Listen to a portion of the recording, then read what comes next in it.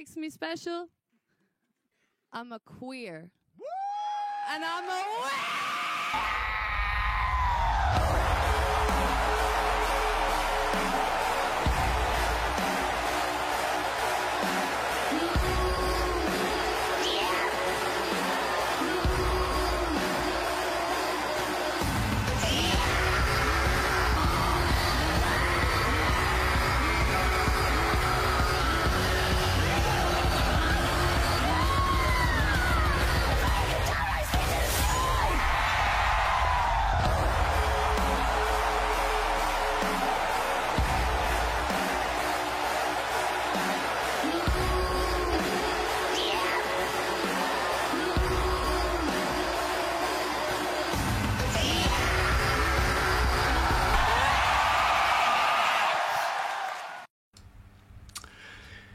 Bonsoir et bienvenue dans cette émission en direct. Merci aux personnes qui m'ont corrigé en disant qu'en français on ne dit pas un live, on dit en direct. Donc je suis toujours preneur de vos corrections et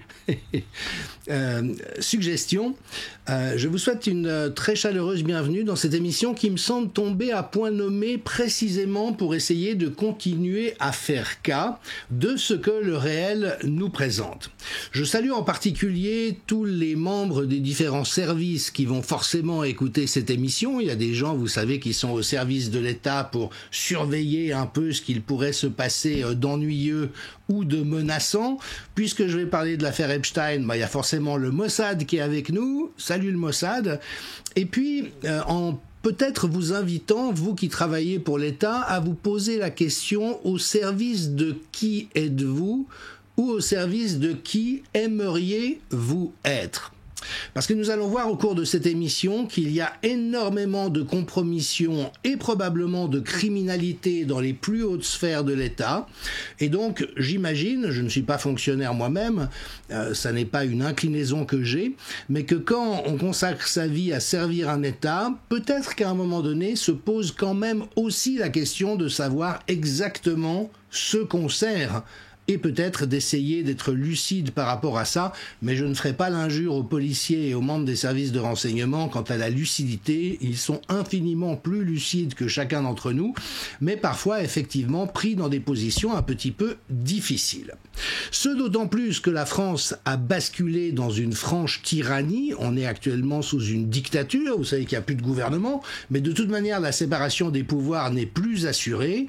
Et puis on voit effectivement que quand un problème se pose, comme celui qu'a apporté Natacha Ray, c'est-à-dire qui a soulevé tout un ensemble de questions quant à l'identité de Brigitte Macron, mais après un travail d'investigation extrêmement diligent, repris ensuite par Xavier Poussard et d'autres, repris actuellement par Candace Owens, eh bien, au lieu de répondre à cette situation comme il serait naturel de le faire, c'est-à-dire que des journalistes enquêtent, et le cas échéant, si Madame Macron ou Monsieur Macron se sentent offensés, de saisir la justice au bon endroit, eh bien, on voit que ça n'est absolument pas ce qui se déroule et qu'il y a plein de moyens dévoyés. On sait que les plaintes qui visent Natacha Ray et Amandine Roy n'ont rien à voir avec le cœur de ce qu'elles avancent, c'est vraiment des subterfuges pour obtenir une condamnation et, si possible, disqualifier ces personnes de ce fait. Et puis il y a aussi tout un travail, mais vraiment dégueulasse, j'assume mes mots, de harcèlement, notamment par rapport à Natacha Ray. Alors évidemment que le sujet que je me propose d'élaborer ce soir est particulièrement casse-gueule, mais bon, vous savez que ça ne me fait pas plus peur que cela, mais également parce que, avec l'expérience qui est la mienne à ce stade de ma vie, je me sens à l'aise de pouvoir aborder des sujets compliqués, et en veillant vraiment à faire des liens, parce que c'est ce que font les anthropologues, d'où le titre. Vivons-nous dans un pédo-world? Et vous avez pu voir sur l'image de titre de cette émission qu'il y a tout un ensemble de personnalités. Et puis j'ai posé la question moi-même, ces liens existent-ils? Peut-être, peut-être pas. C'est ce que je vais m'attacher à montrer au cours de cette émission, mais en veillant à éviter un écueil qui est celui des amalgames. Qu'est-ce que c'est un amalgame? C'est quand vous prenez deux éléments de réalité séparés et que vous les agglomérez. Alors il y a un très bon exemple suite à la cérémonie désastreuse des Jeux Olympiques, c'est par exemple le fait de dire tous ceux qui ont vu qu'il y avait quelque chose de problématique dans cette cérémonie sont des fachos ou sont des puritains. Tiens, on m'a traité de puritain récemment, mais quelqu'un de très courtois, donc j'ai trouvé ça amusant et je lui ai répondu. Il dit, ah, ben on voit enfin qui vous êtes un chrétien puritain. Alors j'ai été traité de pas mal de choses depuis le début de cette affaire. La dernière trouvaille, c'est le chrétien puritain. Je m'y attendais pas, ça correspond pas tout à fait à ma nature si vous aviez accès à ma vie intime telle qu'elle a été au long de ma vie, mais peu importe. Toujours est-il que cela illustre à quel point il est difficile d'aborder une réalité sans avoir une perception qui est conditionnée par les filtres que nous avons. Alors la question du christianisme, j'y reviendrai dans des émissions futures parce que c'est un sujet très important pour l'Europe et je crois que c'est évidemment une tradition qui, comme toutes les traditions, a eu des excellents côtés et des très mauvais côtés, il n'y a pas de doute à ce sujet, mais que l'image qu'on en a aujourd'hui et cette espèce de guerre contre notre propre tradition est au fond assez coûteuse. Donc j'aborderai ce sujet, mais je me permets de redire, je cherche à toujours être dans une position de non-partisan et au fond de neutralité. Pourquoi ? Parce que ce qui m'importe, ce sont les processus. Et j'ai pu dire, par exemple, par rapport à cette cérémonie, que si on avait attaqué l'islam, si on avait attaqué le judaïsme, si on avait attaqué la cause homosexuelle, imaginez une cérémonie d'ouverture dans un pays autre, où on montre de manière grotesque des personnes efféminées censées représenter l'homosexuel moyen. Vous voyez ce que je veux dire ? Il y aurait eu de quoi s'indigner. Et donc mon indignation ne dépend pas du sujet que l'on aborde. Elle dépend du procédé dans lequel on est. Et donc aujourd'hui, je vais aborder plein de sujets qui sont compliqués autour de la pédophilie. Alors on me dit des fois, il ne faut pas dire pédophilie, il faut parler de pédocriminalité. Mais la langue est la langue. La zoophilie, ça ne veut pas dire qu'on aime les animaux. La nécrophilie, ça ne veut pas dire qu'on aime les cadavres. Ça parle de sexualité dans le dictionnaire en Occident. Donc je vais parler de pédophilie, de pédocriminalité, de pédosatanisme, de systèmes de chantage organisé autour de l'exploitation sexuelle des enfants, mais en veillant à faire des liens lorsque cela me semble s'imposer, mais tout en évitant précisément les amalgames qui, eux, sont toujours compliqués. Et dans le sujet qu'on va aborder aujourd'hui, il y a comme ça plusieurs thèmes qui se rencontrent. Et puis, c'est aussi mon travail d'anthropologue, c'est de respecter ce principe fondamental qui est que pour nous, tout est langage. C'est une phrase qui vient de la psychanalyse de Françoise Dolto, mais tout parle. Et donc, quand il y a quelque chose, comme un événement télévisuel, comme la cérémonie d'ouverture des Jeux Olympiques, ça parle. Et ça parle d'une manière qu'il faut savoir entendre et voir. Alors, le point de départ, et je vais revenir sur cette cérémonie, je m'excuse pour ceux qui en ont déjà assez, mais je crois que c'est important parce qu'il faut repérer les motifs. Et ce que nous allons voir quand nous irons dans le domaine de la pédophilie et de la pédocriminalité, c'est quelque chose qui se laisse aussi voir dans cette cérémonie. C'est pour ça que ça m'a tellement tenu à cœur d'en parler, et notamment parce que le langage de la perversité, c'est de vous dire que vous n'avez pas vu ce que vous avez vu. Kenneth Owens, à qui je me référerai à nouveau un certain nombre de fois, l'a résumé ainsi. Nous en sommes arrivés à un point dans l'humanité où les gouvernements et les médias nous demandent de ne plus croire ce que nos yeux voient. On est censé ne pas voir, ne pas comprendre. Alors, par exemple, Dieu sait si ça a fait du foin, mais on sait qu'il y a eu, bien sûr, une représentation de la scène qui correspond au dernier repas du Dieu incarné dans la tradition chrétienne. Qu'on y croit ou pas, ça n'a aucune importance, mais c'est une représentation sacrée pour ce courant-là.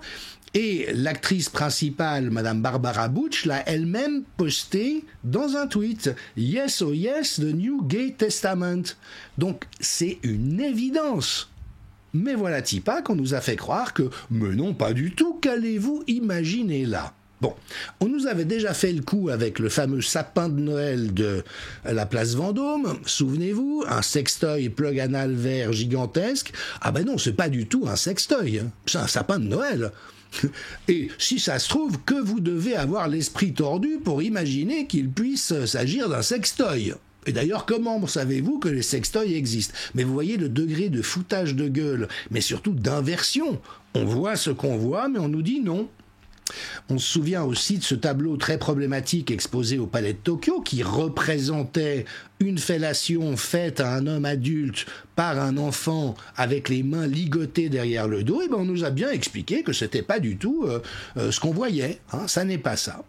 Et donc il y a vraiment ce thème, ce que vous ne voyez il n'est pas autorisé de reconnaître que c'est le réel. Et puis, Monsieur Watson, c'est un pseudonyme, mais c'est un psychologue qui connaît très très bien la manipulation perverse.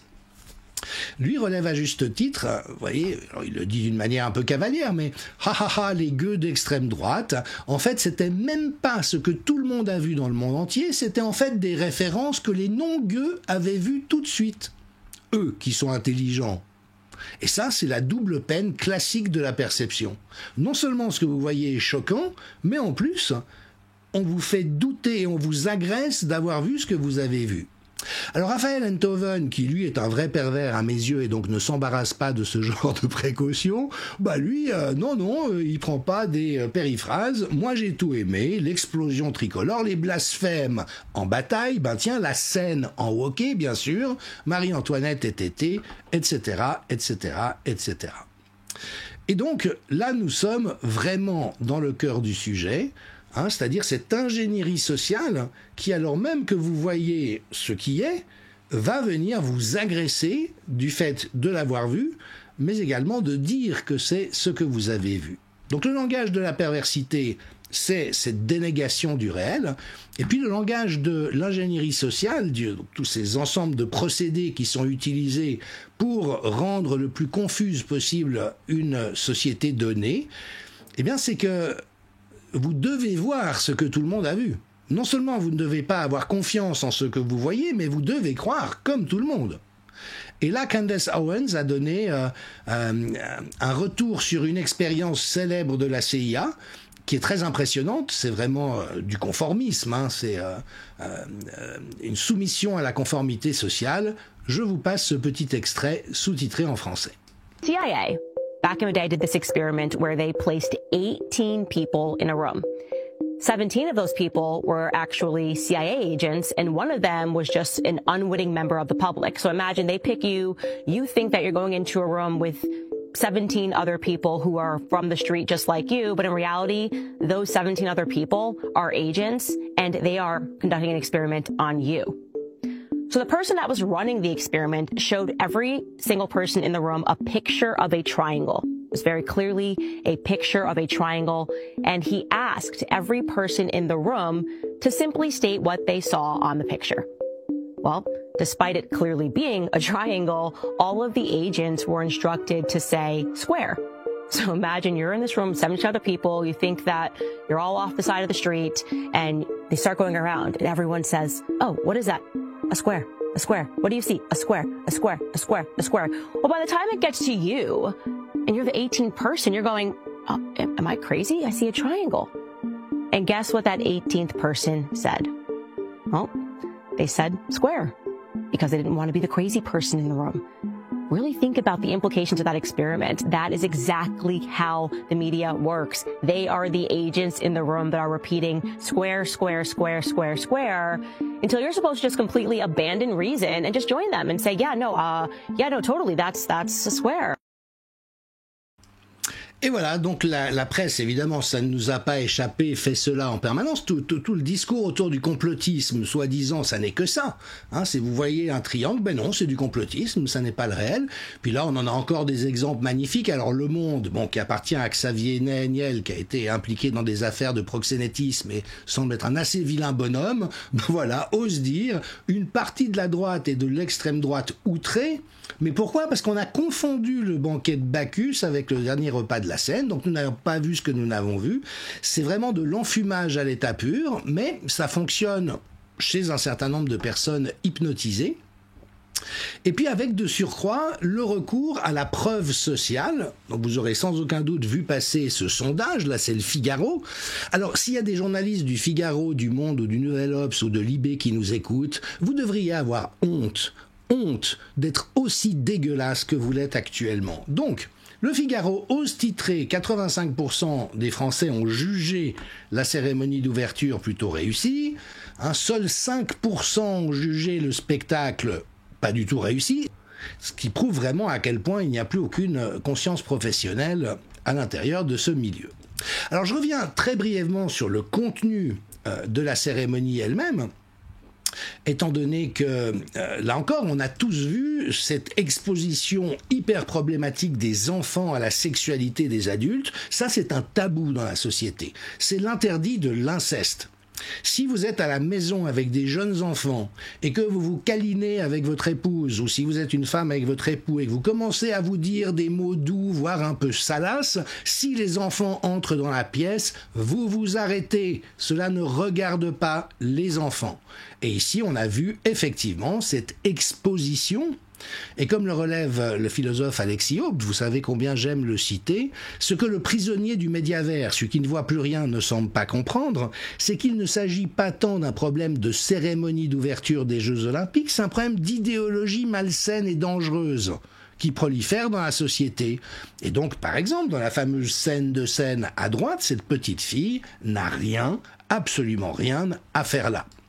Alors, vraiment, je martèle, et là encore, ne nous laissons pas faire, cela n'a rien à voir avec le fait d'être puritain, d'être vieux jeu, d'être facho, d'être que sais-je, c'est une histoire de bon sens, et vous savez à quel point j'apprécie aussi ce compte sur Twitter qui s'appelle Gays Against Groomers, ça veut dire les gays contre les tripoteurs, c'est des gens homosexuels, transgenres pour certains d'entre eux, qui prennent très clairement des positions qui sont saines en disant oui, il est bon que nous ayons le droit de vivre les choses comme nous le souhaitons, mais arrêtons de vouloir à tout prix infliger ça aux enfants, sachant que le coût psychique en termes de destruction est extrêmement important. Cette personne s'appelle Kitty Demure, et vous voyez, moi, je la trouve magnifique. Magnifique, parce qu'elle est dans la vérité, le vrai. Vous voyez, personne n'a la vérité absolue, mais elle est dans le vrai, elle est dans la sincérité, elle est dans l'authenticité.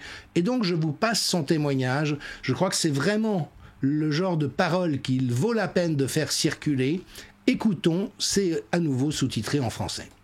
What in the hell has a drag queen ever done to make you have so much respect for them and admire them so much?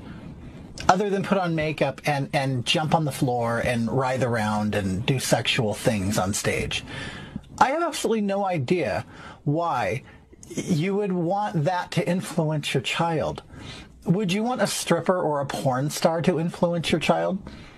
It makes no sense at all. A drag queen performs in a nightclub for adults. There is a lot of filth that goes on, a lot of sexual stuff that goes on. And backstage, there's a lot of nudity, sex, and drugs. Okay? So I don't think that this is an avenue you would want your child to explore. They could explore dressing up at home, like we all did, like all gay boys did. We all dressed at home and we had a great time. We had a great time with our girlfriends, putting on makeup, trying on clothes, things like that. But to actually get them involved in drag is extremely, extremely irresponsible on your part. And I understand you might want to look like you're with it, that you're cool, that you're woke, that you're not a Nazi, that you're not a homophobe, whatever it may be. But you can raise your child to be just a normal, regular, everyday child without including them in gay, sexual things. And honestly, you're not doing the gay community any favors. In fact, you're hurting us, okay? We have already had a reputation of being pedophiles and being perverts and deviants. We don't need you to bring your children around. So you keep your kids at home, or take them to Disneyland, or take them to Chuck E. Cheese. But if you need your child to be entertained by a big human in a costume or in makeup, take them to the circus or something. When they turn 18, then why don't you take them to the clubs on their 18th birthday? Because it's an adult thing, okay? So don't ruin your child's life and don't ruin us, because that's what you're doing. Voilà, et franchement, respect, chapeau, ça c'est juste absolument nickel parce qu'elle met le doigt exactement là où ça se joue. Et ce qui est déviant, c'est de s'attaquer à l'enfance. Ça n'est pas de vivre des choses d'adultes. Et comme elle le dit, à 18 ans. Et puis aussi, ne pas fermer les yeux sur le fait que derrière toute cette fête drag queen, qui a l'air très charmante en apparence, dans les coulisses, et toute personne qui a un petit peu de bagage à l'intérieur de l'existence, c'est que ça n'est pas aussi rose que ça, qu'il y a un certain nombre de problèmes qui existent, qui ne doivent pas conduire à condamner cette communauté dans son ensemble. Vous ne trouverez pas personne plus acquise à la tolérance que je le suis, mais pas en niant la réalité des choses, et surtout pas en transgressant d'une manière, et Kitty Demure a tout à fait raison, qui est profondément dommageable pour la cause gay et transgenre, l'interdit de mêler les enfants à notre sexualité sous une forme ou une autre. L'autre grand interdit, vous le savez, c'est l'interdit du meurtre, et j'ai souligné à quel point il a été violemment transgressé dans une mise en scène qui, là encore, en apparence peut avoir l'air, bon voilà, c'est un tableau peut-être de plus ou moins mauvais goût, mais qui en fait va très loin, donc je me permets, là encore, de ne pas laisser passer. Ah, ça ira, ça ira, ça ira. Les aristocrates, ça la lanterne. Ah, ça ira, ça ira, ça ira. Les aristocrates, on les pendra. Vous voyez, la personne avant disait emmenez vos enfants à Disneyland, mais on se demande si un certain nombre de personnes dans notre société ne vivent pas à Disneyland. Parce que c'est quoi la conciergerie ? C'est un endroit où des milliers de personnes ont été parquées après des simulacres de procès dans le meilleur des cas pour être envoyées avoir à la tête tranchée parce qu'elles faisaient partie d'un mauvais groupe social, que tout d'un coup elles étaient prises en grippe par certains des factieux au pouvoir, ou parce qu'elles avaient une religion à laquelle elles n'entendaient pas renoncer. Ça a été un des lieux où un des volets les plus sinistres de l'histoire de France s'est déroulé. Marie-Antoinette a été condamnée à mort de manière totalement injuste et inique dans une parodie de justice où on l'a même accusée d'avoir couché avec son fils âgé de 8 ans. Et c'est là où elle a dit « mais j'en appelle à toutes les mères » devant une accusation aussi abjecte et aussi atroce, pendant qu'on avait arraché ses enfants à elle. Et on sait comment le petit Louis XVII a été maltraité d'une manière abominable, laissé sans soin, jusqu'à mourir de chagrin au bout de 2 ans, dans une page qui reste un sommet de maltraitance. Alors bien sûr, toute la Révolution n'est pas réductible à ces monstruosités, mais elles en font partie. Est-ce que vous connaissez par hasard les noyades de Nantes ? Ça s'est passé sous la Terreur, entre 93 et 94, des milliers de personnes, surtout des prêtres et des religieuses, nus, encordés les uns aux autres, étaient noyés dans l'estuaire de la Loire, pendant que les révolutionnaires mangeaient des petits fours au balcon en se délectant de ce spectacle. Alors vous voyez, quand après l'historien en chef vient nous raconter « Oh, mais la tête de Marie-Antoinette qui chante ça ira, c'est l'équivalent ironique et pas du tout revendicatif ni agressif de la cérémonie d'ouverture de Londres avec Élisabeth II. » Mais on se dit vraiment, bon sang, à qui avons-nous affaire ? Et oui, il y a eu dans la Révolution française, c'est aussi la raison pour laquelle je reviens sur cet épisode, un caractère, c'est une parole de Joseph de Maistre, qui bien sûr était un contre-révolutionnaire, mais qui au début était très acquis aux causes de la Révolution, à la cause de la Révolution, comme beaucoup de gens, et qui devant la succession d'horreurs qui se sont déroulées, a dit, il y a dans cette révolution un caractère satanique qui la distingue de tout ce que l'on a vu, et peut-être de tout ce que l'on verra.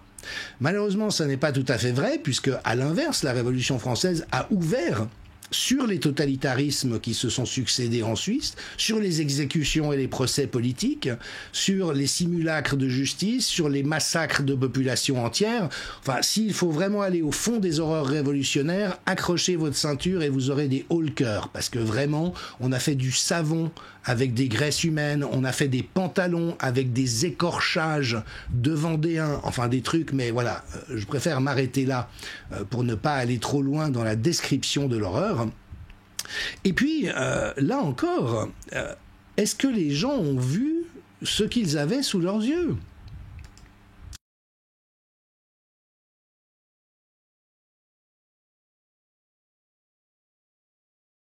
Hein, on voit très bien ce geste qui veut dire ce qu'il veut dire. Alors on peut lui trouver différentes assonances.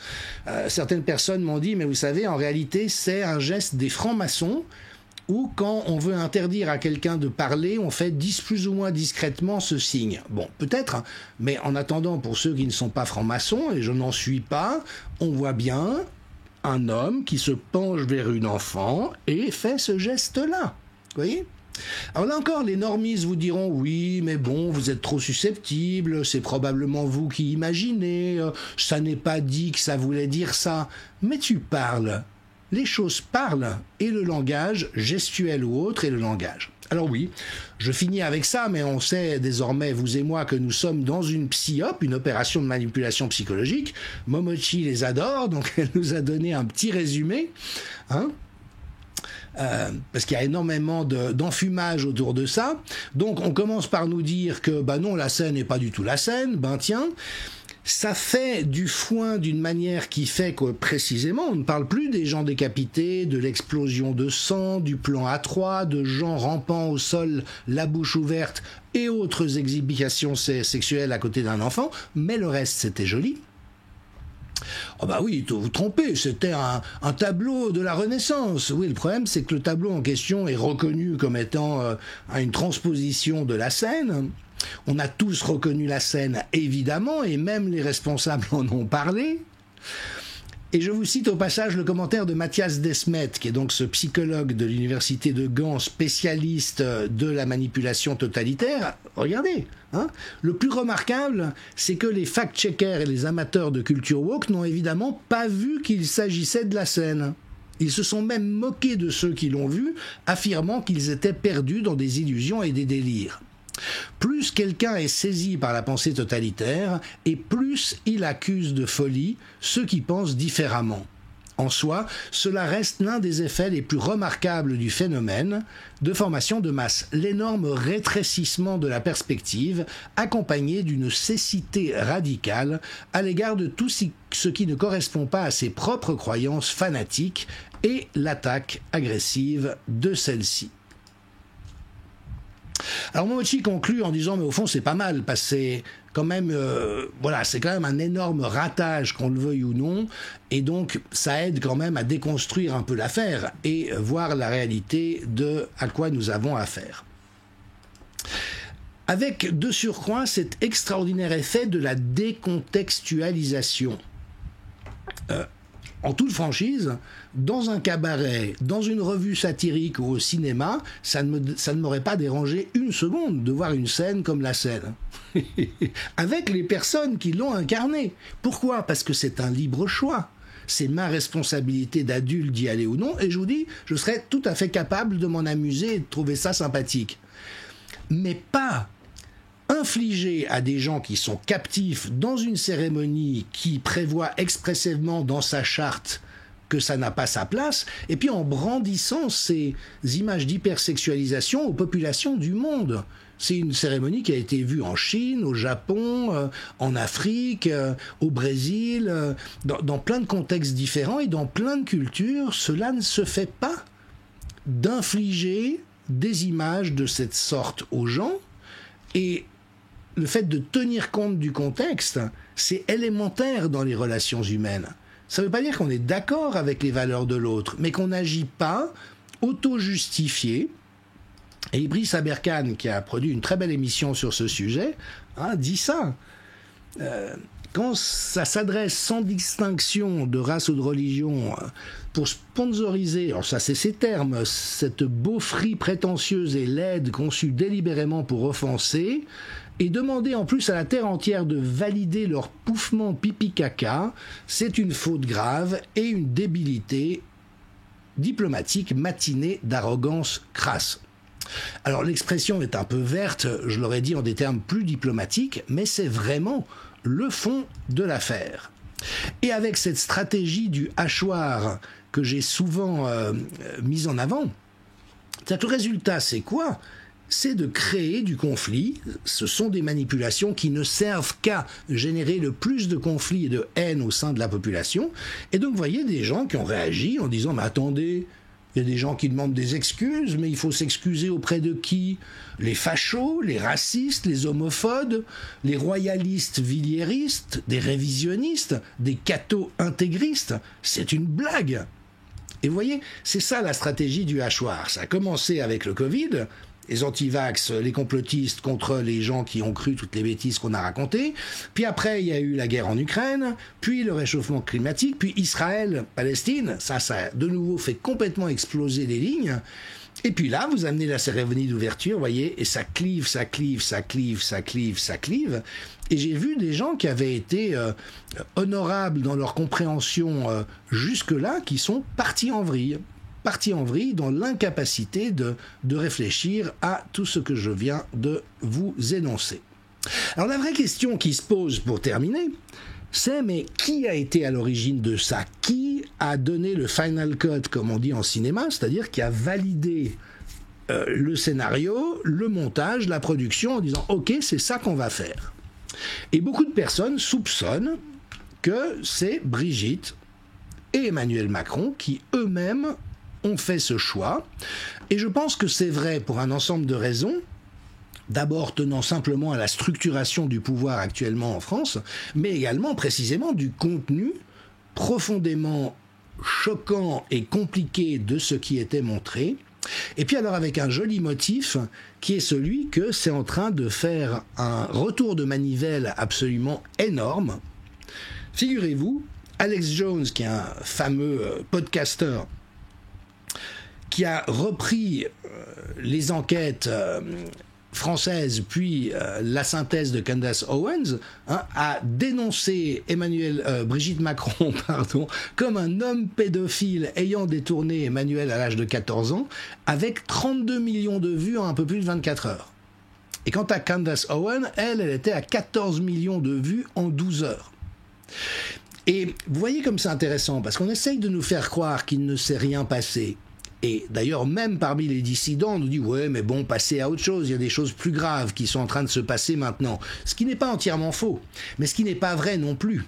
Parce que ce qui s'est passé là est énorme. Et quand c'est énorme, et que de surcroît cela rend service à notre cause, eh ben je crois que ça vaut la peine de rester un petit peu plus longtemps qu'un petit peu moins longtemps, parce que le monde entier a remarqué que quelque chose ne jouait pas et posait un énorme problème, et que, par contre-coup, cela attire les regards sur le couple extrêmement bizarre, pour dire le moindre, de l'Élysée. Alors, on va faire peut-être un repérage. Laissons la cérémonie d'ouverture, même si on a vu cette transgression de l'interdit de l'inceste et du meurtre qui parle, qui est langage, mais venons-en au cœur du sujet, et notamment cette question très compliquée, grave, des abus sexuels sur les enfants et de l'inceste. Alors, je ne découvre pas ce sujet, j'ai travaillé en santé mentale toute ma vie et je sais depuis longtemps que les chiffres sont terrifiants. Un enfant sur 4 se fait abuser sexuellement à un moment ou à un autre de sa vie et 1 sur 10 est victime d'inceste. C'est-à-dire que c'est énorme comme problème dans nos sociétés. Et cela a existé, hélas, de tout temps. Et donc se pose la question de comment notre société reconnaît ce problème, l'aborde et essaye d'apporter des solutions pour venir en aide aux enfants qui subissent ces expériences profondément traumatisantes, mais après également préviennent et font connaître cette réalité en mettant des sécurités pour protéger les populations vulnérables. Alors vous savez qu'il y avait une commission qui avait été mise sur pied, la Civise, avec Édouard Durand, un juge des enfants vraiment remarquable à sa tête. Après 3 ans de travaux, ils ont rendu un rapport, livré des recommandations et vraiment très très au cœur du problème, en relevant notamment que dans 97% des cas, les pédocriminels ne sont pas condamnés. Donc il y a une impunité dans les faits à peu près totale. Les enfants victimes de violences sexuelles sont invisibles et seule une victime sur 20 dépose plainte, sachant que toutes les plaintes, bien sûr, n'aboutissent pas, loin de là. Et puis Arnaud Gallet, qui faisait partie de l'aventure, lui, a rapporté dans les médias, parce que Dieu sait si c'est important aussi, que la France est le 2e pays hébergeur de contenu cyberpornographique actuellement en Europe. Et donc on voit, ça confirme, j'ai envie de dire, l'étendue du problème et l'importance vitale de s'en occuper. Or voilà-t-il pas, bah oui, qu'est-ce qu'on fait en France actuellement ? Quand quelqu'un fait des saloperies, on lui donne la Légion d'honneur, et puis quand quelqu'un fait un travail valeureux, qu'est-ce qu'on fait ? Eh bien on le sanctionne ou on le démet de ses fonctions. Et donc le juge Durand a été évincé. En réponse, toute une brochette de personnes ont démissionné également de la Civise, et puis on a nommé à la place quelqu'un d'autre, un ex-rugbyman, en découvrant au passage que sa vice-présidente était accusée elle-même d'agression sexuelle. Et ça, vous voyez, c'est du Macron tout craché. Macron et Brigitte, probablement. Je redis le motif. Si vous faites quelque chose de valeureux, vous allez être démis et on va nommer à votre place des gens qui, eux-mêmes, sont non honorables par rapport à la cause concernée.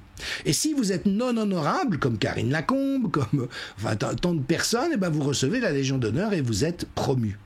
Et ça, c'est vraiment la Macronie dans toute sa splendeur. Alors cela a un lien avec la cérémonie d'ouverture. Je suis désolé de revenir en arrière. Pourquoi ? Parce que le metteur en scène, Thomas Joly, qui nous dit qu'il n'a jamais cherché à offenser quiconque. Mais quand on creuse un peu, on voit qu'à l'inverse, il est obsédé par le christianisme. Vous voyez, il s'était déjà mis en scène sur une croix, puis on voit que c'est quelqu'un qui, franchement, est pas très bien dans sa peau. Il doit consommer des stupéfiants.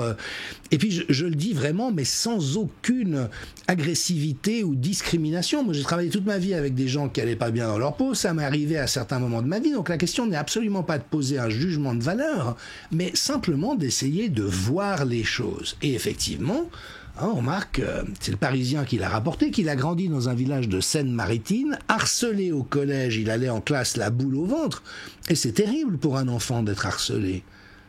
L'école n'est pas faite pour y aller le jour après jour, la boule au ventre.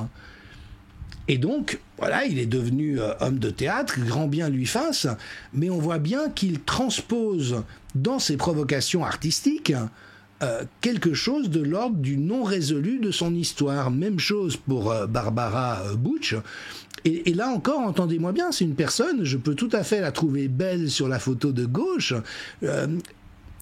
Honorer son obésité, ça me pose aucun problème. Elle dit que sa grand-mère lui a toujours dit « je t'aime tel que tu es, et même si tu es en surpoids, cela ne change absolument rien au fait que je t'aime. » C'est un beau message, entendez-moi bien. Par contre, regardez l'autre photo. Et là, on voit ces oscillations perpétuelles qui est que des gens qui, au fond, ne sont pas en paix avec eux-mêmes, tout en prétendant l'être, eh bien, vont manifester de manière très ambivalente quelque chose de tantôt transgressif et tantôt victimaire. Et en l'occurrence, Péonia pose la bonne question. Pourquoi cette personne qui dit « je suis lesbienne, grosse et juive », en disant « je suis fier de ça », elle a raison, il n'y a aucune raison d'être honteux de cela, mais si quelqu'un d'autre le dit, ça devient homophobe, grossophobe et antisémite. Vous voyez ce que je veux dire ? Il y a une incohérence. Et de nouveau, je ne le dis vraiment pas, ni comme un thérapeute qui voudrait soigner les autres, ni comme un moraliste, mais juste dire « hey, on ne peut pas faire semblant que cela ne veut rien dire ». Et évidemment qu'il y a des expériences traumatiques en amont de manifestations comme celle-là, tout comme il y a, je ne vous apprends rien, des expériences traumatiques chez Emmanuel Macron, probablement chez Brigitte, mais c'est quand même la thèse du psychiatre italien Segatori, causée par Brigitte sur Emmanuel d'une manière qui explique la psychopathie dans laquelle il est actuellement. Alors ça, c'est une chose, d'accord ? C'est la réalité de ces abus, de cette pédophilie pédocriminelle. Il n'y a pas de pédophilie qui ne soit pas pédocriminelle, sauf si quelqu'un a des inclinaisons, mais résiste au passage à l'acte. Mais évidemment, dès qu'il y a passage à l'acte, c'est criminel, parce que cela va porter atteinte irrémédiablement à l'intégrité d'une personne. Maintenant, il y a un autre paramètre qu'il faut qu'on aborde, qui est celui de la licence sexuelle et l'égarement profond qui a suivi mai 68 avec une forme d'exonération sociale. Pourquoi ? Parce qu'au fond, on a prétendu que dès lors qu'une personne était pubère, eh bien, elle était aptes à avoir des relations sexuelles et donc des jeunes filles en particulier, mais même des jeunes garçons pubères, eh bien on pouvait tout à fait coucher avec eux. Et Bernard Pivot, on se souvient de cette scène extraordinaire à Apostrophe, a vraiment reflété cet égarement lorsqu'il a reçu Vladimir Nabokov, vous savez, l'auteur de Lolita, et il lui a posé, mais de manière qu'on regarde aujourd'hui, c'est vraiment assez dégoûtant. En disant, oui, mais cette jeune fille un peu perverse, elle est quand même très aguicheuse, hein. Vous n'en avez pas assez d'être toujours ramené à elle. Et Nabokov a répondu de manière absolument magistrale en disant, mais attendez, vous avez absolument, enfin il n'a pas dit comme ça, mais vous n'avez absolument pas compris ce dont il s'agit. Cette jeune fille n'est pas du tout perverse, hein. Elle a 12 ans, et c'est uniquement dans le fantasme graveleux. Et je crois qu'il utilise l'expression sociopathe de l'homme mature qui va la désirer, que se joue le désir, mais pas du tout de son côté à elle. Elle n'a pas du tout de désir pour lui, et elle ne ressent pas du tout de plaisir à son approche. Vous voyez, et ça c'est juste. Et c'est vrai, on se souvient de la pétition disant à partir de 14-15 ans, il faut que les adultes puissent coucher avec les ados. Et toute l'époque a été ainsi, hein. Je rappelle aussi que Simone de Beauvoir, la grande féministe encensée par toute la gauche bien pensante, eh bien détournait des élèves de 14 ou 15 ans, accessoirement les mettait dans le lit de Jean-Paul Sartre, qui était quand même pas un Apollon, et puis dans une réalité qui aujourd'hui apparaîtrait, mais à juste titre à mon sens, relevant de la prédation sexuelle et de la pédophilie. Moi, je suis obsédé, carrément. Et puis, je suis obsédé par la catégorie de filles qui viennent me voir. Je vais te dire, c'est, même si ça peut paraître physique, parce que, bon, on me dit, bon, tu aimes les fruits verts, t'aimes les petites filles dès qu'elles ont de 15 à 18 ans, après 18 ans, c'est des vieillards, on n'en parle plus. Claude François aussi, et Carl Zéro raconte ces scènes où devant la chambre d'hôtel de Clo-Clo, il y avait des filles qui dormaient par terre sur la moquette. Alors il dit 15-18, mais c'est plutôt 13 à 17, en attendant qu'ils veulent bien ouvrir la porte et en prendre une d'entre elles pour faire des choses avec elles. Donc vous voyez, c'est très très compliqué, parce que évidemment que des choses de cet ordre ne doivent pas se passer. Ça n'est jamais anodin pour une fille de 13, 14 ou 15 ans de coucher avec un homme mature. Ça n'est pas vrai. Moi, ma fille cadette a 16 ans. Je vous promets que si un homme de 40 ans s'attaque à elle, il se retrouve à l'hôpital. Ok ? Parce que c'est totalement déplacé. Maintenant, il faut aussi reconnaître qu'il y a eu une époque où cela paraissait à peu près acceptable, et puis où les jeunes filles elles-mêmes pouvaient se lancer, mais dans leur immaturité. Et là, c'est le rôle des parents d'interdire à la minette de se lancer à l'assaut de son idole. Mais on trouve aussi dans des reportages des images assez amusantes de femmes qui avaient 13, 14 ou 15 ans à l'époque, qui en ont 60 ou 70 aujourd'hui, et qui continuent de complètement idéaliser. Donc vous voyez, c'est compliqué. Et puis, on a découvert que des gens qui avaient l'air bien sous tout rapport, comme Yves Montand, c'est intéressant, moi j'ai jamais pu l'encaisser ce type, hein. C'était un peu l'idole de la gauche, hein, de grand humaniste, ben voilà, qu'il a eu vraiment des comportements pédocriminels envers sa belle-fille. Picasso était un monstre, il n'y a pas d'autre mot, c'était un monstre, c'était un destructeur. Et puis, bien sûr aussi, ces gens intégrés socialement, qui ont fait carrière de manière prestigieuse, tout en étant des pédophiles. Alors, Matzneff, on a cru dans un temps que ça se limitait aux adolescentes, et puis on a découvert que non, c'était horrible jusqu'où ça allait. Et puis Frédéric Mitterrand, bien sûr, qui, dans une autobiographie, s'est confessé d'ailleurs en disant « C'est horrible ce que je fais, je sais que c'est horrible ce que je fais ». Et voyez Libé, qui est un peu le journal officiel de la pédocriminalité, qui titrait Frédéric Mitterrand attaqué sur sa mauvaise voie.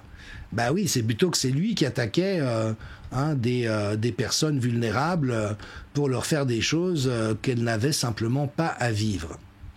Et là, il faut remarquer qu'en France, oui, il y a eu une culture pédocriminelle qui a imprégné les élites, de gauche comme de droite.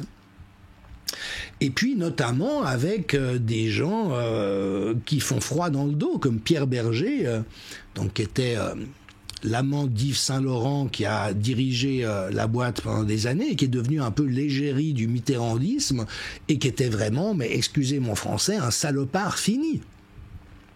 Dans la villa Majorelle à Marrakech qu'ils avaient tous les deux, il y avait un ensemble de dérives graves qui se produisaient en présence d'enfants. Et toute la Mitterrandie et toute la France saluait ça, et il s'est beaucoup impliqué dans la lutte contre le sida, pour la cause gay, mais c'était un homme parmi les plus malsains qu'il soit possible d'imaginer. Et puis des personnages saillants dans la République, comme Jack Lang, mais aussi François Hollande, qui ont été accusés soit par des notes en ce qui concerne Jack Lang, vous savez, de l'ancien directeur central des renseignements généraux, qui disait qu'il se tapait des garçons à la mamounia, excusez mon français.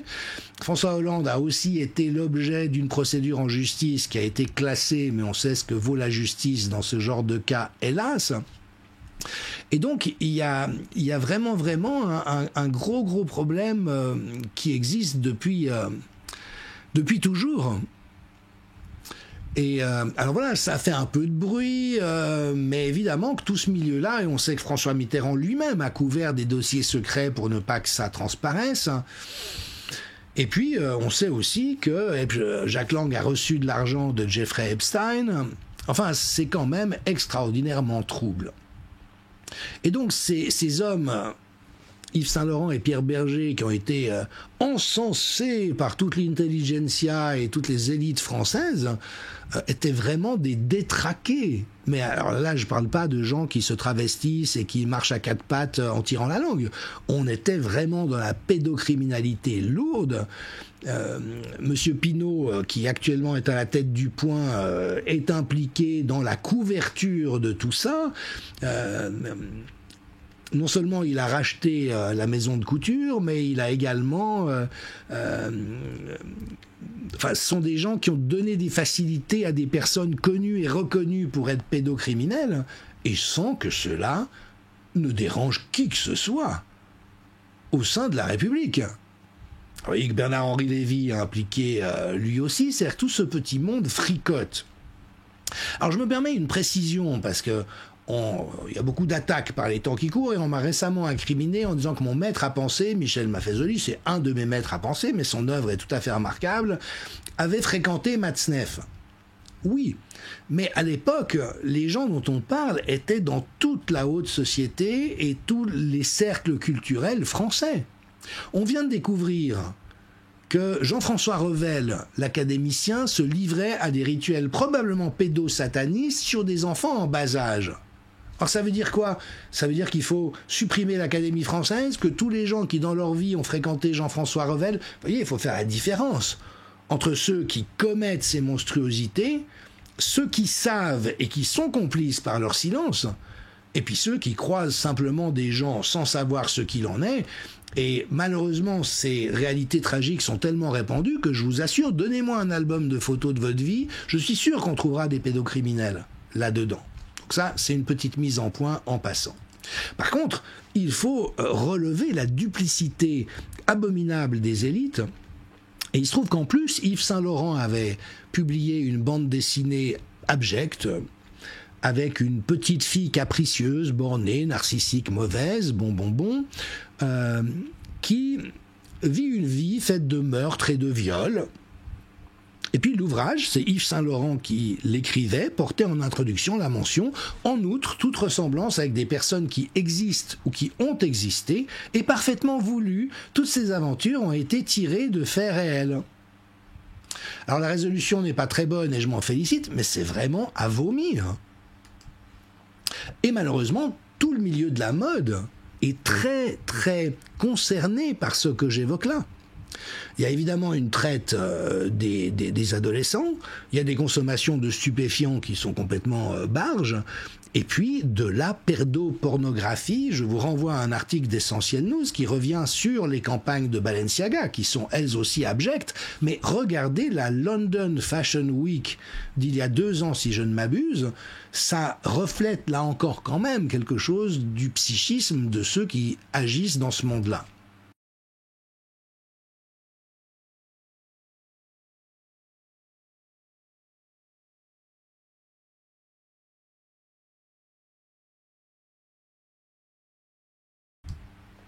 Et le problème, c'est que cette cécité, cette complaisance, voire cette activité pédocriminelle existe dans nombre de milieux, y compris le milieu médical.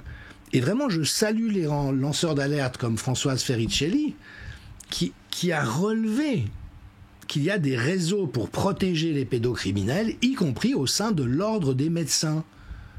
Et que des médecins ont été condamnés pour avoir signalé des enfants en danger parce qu'ils voyaient sur leur corps les conséquences des abus qu'ils subissaient. Non mais est-ce qu'on mesure le degré d'horreur dans lequel nous sommes ? Ça a été confirmé par le journaliste Serge Garde. Et puis, cela dépasse même, hélas, le milieu médical. On trouve ça évidemment dans la presse. Alors je vous ai montré en introduction des images de l'Eurovision. Il faut savoir que l'Eurovision a été présidée pendant des années par un journaliste suisse, Raymond Zumsteg, qui violait sa fille de 4 ans. Cela a été connu de la direction de la radio-télévision suisse qui n'a rien fait. Enfin si, ils l'ont déplacé pendant un temps avant de le laisser revenir et il a continué à violer sa fille jusqu'à l'âge de 8 ans. Et cet épisode n'est pas du tout isolé. Il y a eu de nombreux cas de pédophilie, de pédocriminalité grave à l'intérieur de la RTS et sans que cela ne suscite aucune réaction d'aucune sorte. Donc vous voyez, si l'Eurovision en est là où elle en est aujourd'hui, de nouveau, ça ne sort pas de nulle part. En anthropologie, on a vraiment ce principe. Ce qui apparaît dans le champ social ne sort pas de nulle part. Et il faut bien sûr savoir nommer ces réalités.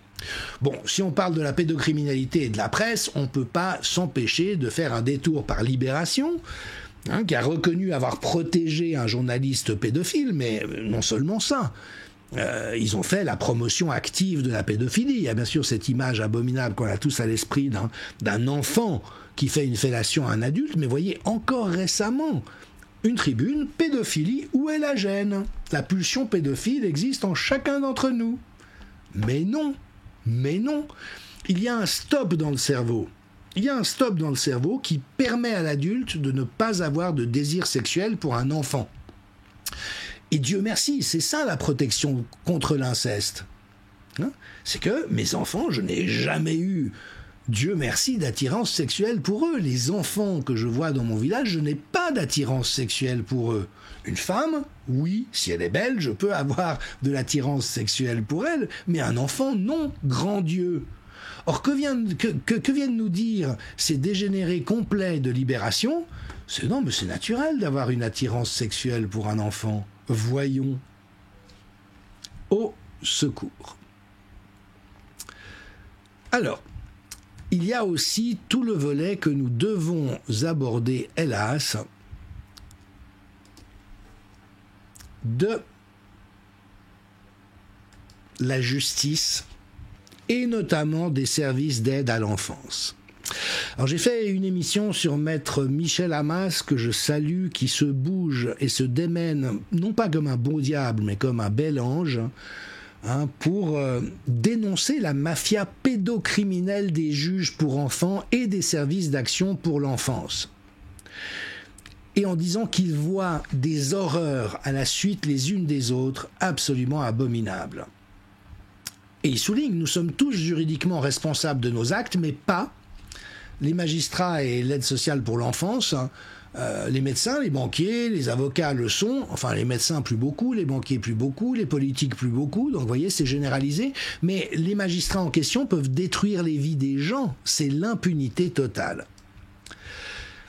Viol et attouchement sexuel sur les enfants placés par l'aide sociale. Alors Maître Hammas a publié un livre, Chronique du mépris ordinaire, placement abusif. Ce que j'ai vu, il cherche à faire connaître dans la presse, et il y a parfois une certaine réceptivité, SOS enfants placés en détresse, un système qui est censé protéger nos enfants mais qui les met en danger, et puis ces cas qui sont juste abominables même à évoquer, avec des enfants placés qui sont livrés aux exactions sexuelles d'adultes, mais aussi de mineurs délinquants. ayant 14 et 17 ans, comme ce petit garçon de 6 ans à Toulon, sodomisé, 7 agressions sexuelles, lourdes sur 3 dossiers en 6 mois, jamais de poursuite. Audience de renouvellement, un garçon sodomisé pendant des mois le soir par un plus grand. Le chef de service, à propos des incidents de cette année, oui, les incidents. La prostitution, des enfants qui apprennent la prostitution dans le cadre même du lieu de placement. Une jeune fille, 13 ans, toxico depuis le placement, en fugue, se prostitue à l'autre bout de la France, enceinte de son travail, 1 an et demi de courrier au juge, sans aucune réponse. Je vous dis, ce qu'on voit, c'est vraiment, vraiment du lourd, et parfois, des enfants qui n'en peuvent plus, et qui mettent fin à leur vie. Alors, évidemment, je suis très touché et affecté d'évoquer ces cas. Parce qu'au cœur de toute société, il y a cette compréhension que la personne la plus vulnérable est celle qui a le plus besoin de notre secours et de notre aide. Et là, que voit-on ? Ce sont des enfants laissés à eux-mêmes, avec des adultes qui soit sont sadiques, soit sont indifférents. Alors, j'ai travaillé un peu dans la protection de l'enfance en faisant des supervisions d'équipe, et je ne voudrais pas non plus donner l'impression que tous les travailleurs dans ce domaine sont des pervers ou des indifférents. Mais ce que j'ai observé, et ça, c'est vraiment probablement le cœur du problème, c'est que tous les gens de bonne volonté n'ont pas les moyens de travailler de manière efficace et d'assurer à ces enfants la protection dont ils ont besoin. Alors de nouveau, ne généralisons pas. Il y a sans doute de très bonnes familles d'accueil, il y a sans doute de très bons juges, il y a sans doute de très bons... Mais ce qu'il faut entendre, c'est qu'il y a là encore de manière systémique quelque chose de défaillant, de déficient, et qui ouvre la porte, mais comme ça a été le cas, par exemple, dans l'Église catholique à certains moments, où on fermait les yeux à tant d'endroits. Et de nouveau, l'immense majorité des prêtres ne sont pas des abuseurs sexuels, entendons-nous bien. L'immense majorité des prêtres cherchent à bien faire leur travail. Mais cet aveuglement, ce refus de voir, et au fond se laisser aller par rapport à des choses qui sont juste inacceptables, eh bien, a existé et existe aujourd'hui au sein des structures qui seraient censées protéger férocement l'intégrité et le bien-être des enfants. Alors continuons notre tour de la maison des horreurs, puisque récemment dans Libération, tiens, une histoire qui s'est passée il y a longtemps, mais Matzneff, on savait que c'était un tordu, on ne savait pas forcément jusqu'à ce point-là, mais avec Claude Imbert, qui était directeur de la rédaction du Point. Le Point a été abject tout au long de la crise Covid, donc peut-être que ça ne date pas d'aujourd'hui, un certain goût pour l'abjection. Et puis Jean-François Revel, bon sang, le père du moine bouddhiste Mathieu Ricard, traducteur du Dalai Lama, académicien, grand intellectuel, personne honorée à travers toute la République, et Madame Inès Chatin, qui a été adoptée par un médecin pour être livrée à ce groupe pédocriminel avec des scènes absolument abominables, et puis vraiment des rituels à connotation satanique. Les hommes avaient le visage masqué ou portaient sur eux une sorte de cape ou de manteau. Enfin, quelque chose de parfaitement sidérant et qui sort enfin, Dieu merci, et dans l'IB, ce qui est quand même un petit peu ironique. Et puis, comme beaucoup de gens, malgré tout, n'arrivent pas à croire que les choses puissent être de cet ordre ou de cette nature, eh bien, je renvoie à ce travail d'un ancien agent des renseignements généraux, cité par Zoé Sagan, à qui je rends hommage, parce que malgré tout, c'est un conte qui, infofiction et avec certains doutes qu'on peut avoir, a travaillé très ardemment pour faire connaître des situations d'abus. Eh bien donc, cet officier agent des renseignements généraux, Gilbert Abbas, a fait des témoignages sur la réalité de ce que les services savent très bien qu'il existe comme réseau pédocriminel. Et qui inclut bien sûr la traite des êtres humains. Donc on a des témoignages, et là encore, excusez-moi, mais je suis juste bouleversé. Imaginez comment c'est possible en Occident en 2024 que des jeunes gens, et peu importe l'âge, soient vendus à des réseaux pédophiles. Et le pire est que cela est su, est connu. Et qu'au lieu de prendre toutes les actions qu'il faudrait pour mettre fin à cette horreur, eh bien, quand une journaliste intègre comme Laurence Beneux, autour de l'affaire de Zandvoort, s'y intéresse, fait un vrai travail, dénonce les choses, et ben devinez quoi, on la traite de complotiste, ça ne date pas d'aujourd'hui, et puis une chape de plomb retombe sur les abominations qui sont vues. Alors de temps en temps, oui, il y a des réseaux de pédopornographie ou des cercles pédocriminels qui sont exposés, mais avec une mansuétude de la justice. Imaginez. Alors la RTBF, elle est spécialisée aussi dans le fait d'étouffer la réalité de ces scandales et de ces réseaux. Mais là, quand même, elle rapporte l'information que le pédocriminel le plus lourdement condamné en Belgique libre après 7 ans. Et on parle de viol d'enfants, de bébés, potentiellement de meurtre. Et puis oui, 3 mois de prison ferme pour le vol d'un fromage pour un homme qui avait faim à Toulouse, mais 5 ans avec sursis pour une personne qui avait violé une fillette de 3 ans. Sursis. Mais bon sang, qui sont ces gens ? Qui sont ces gens ? Et c'est ça le problème, vous voyez, c'est systémique. Et évidemment que le poisson pourrit par la tête. Donc, parlons de la justice et de ce qui influence et façonne la justice. Et on sait tous qu'au sommet de l'institution judiciaire, il y a un garde des Sceaux. Oui, S-C-E-A-U-X, pas S-O-T-S, ou pire. Et qu'y a-t-il actuellement ?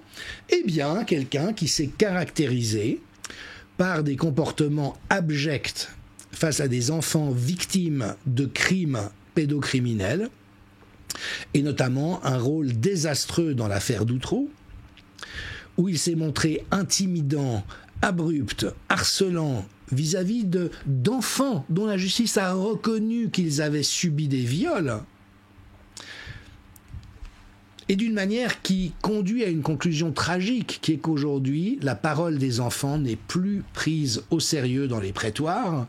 L'affaire d'Outreau a été un gigantesque cafouillage, mais prévu, organisé, pour veiller à ce que les affaires ne puissent pas aboutir. On a saucissonné le dossier, c'est une des ressources principales de la justice, et puis après, il suffit de faire en sorte que la parole des enfants soit systématiquement considérée comme mensongère pour avoir désactivé tout risque. Et Dupond-Moretti ne s'est pas limité à ce haut fait. Il a même été jusqu'à inventer, dans un autre cas, une situation d'inceste heureux. Et oui, c'est ce qu'il a plaidé. Et donc, 2 sœurs, si je ne m'abuse, violées par leur père, ont été convaincues par les avocats, dont bien sûr Dupond-Moretti, d'affirmer qu'elles étaient demandeuses de relations sexuelles avec leur père. Et la stratégie fonctionne. Le père écope de 8 ans d'emprisonnement sans mandat de dépôt, ce qui est une décision rare. Et puis donc, il n'y avait plus de crime, vu qu'on a réécrit l'histoire. Alors l'histoire, vous vous en doutez, termine bien. Puisque finalement,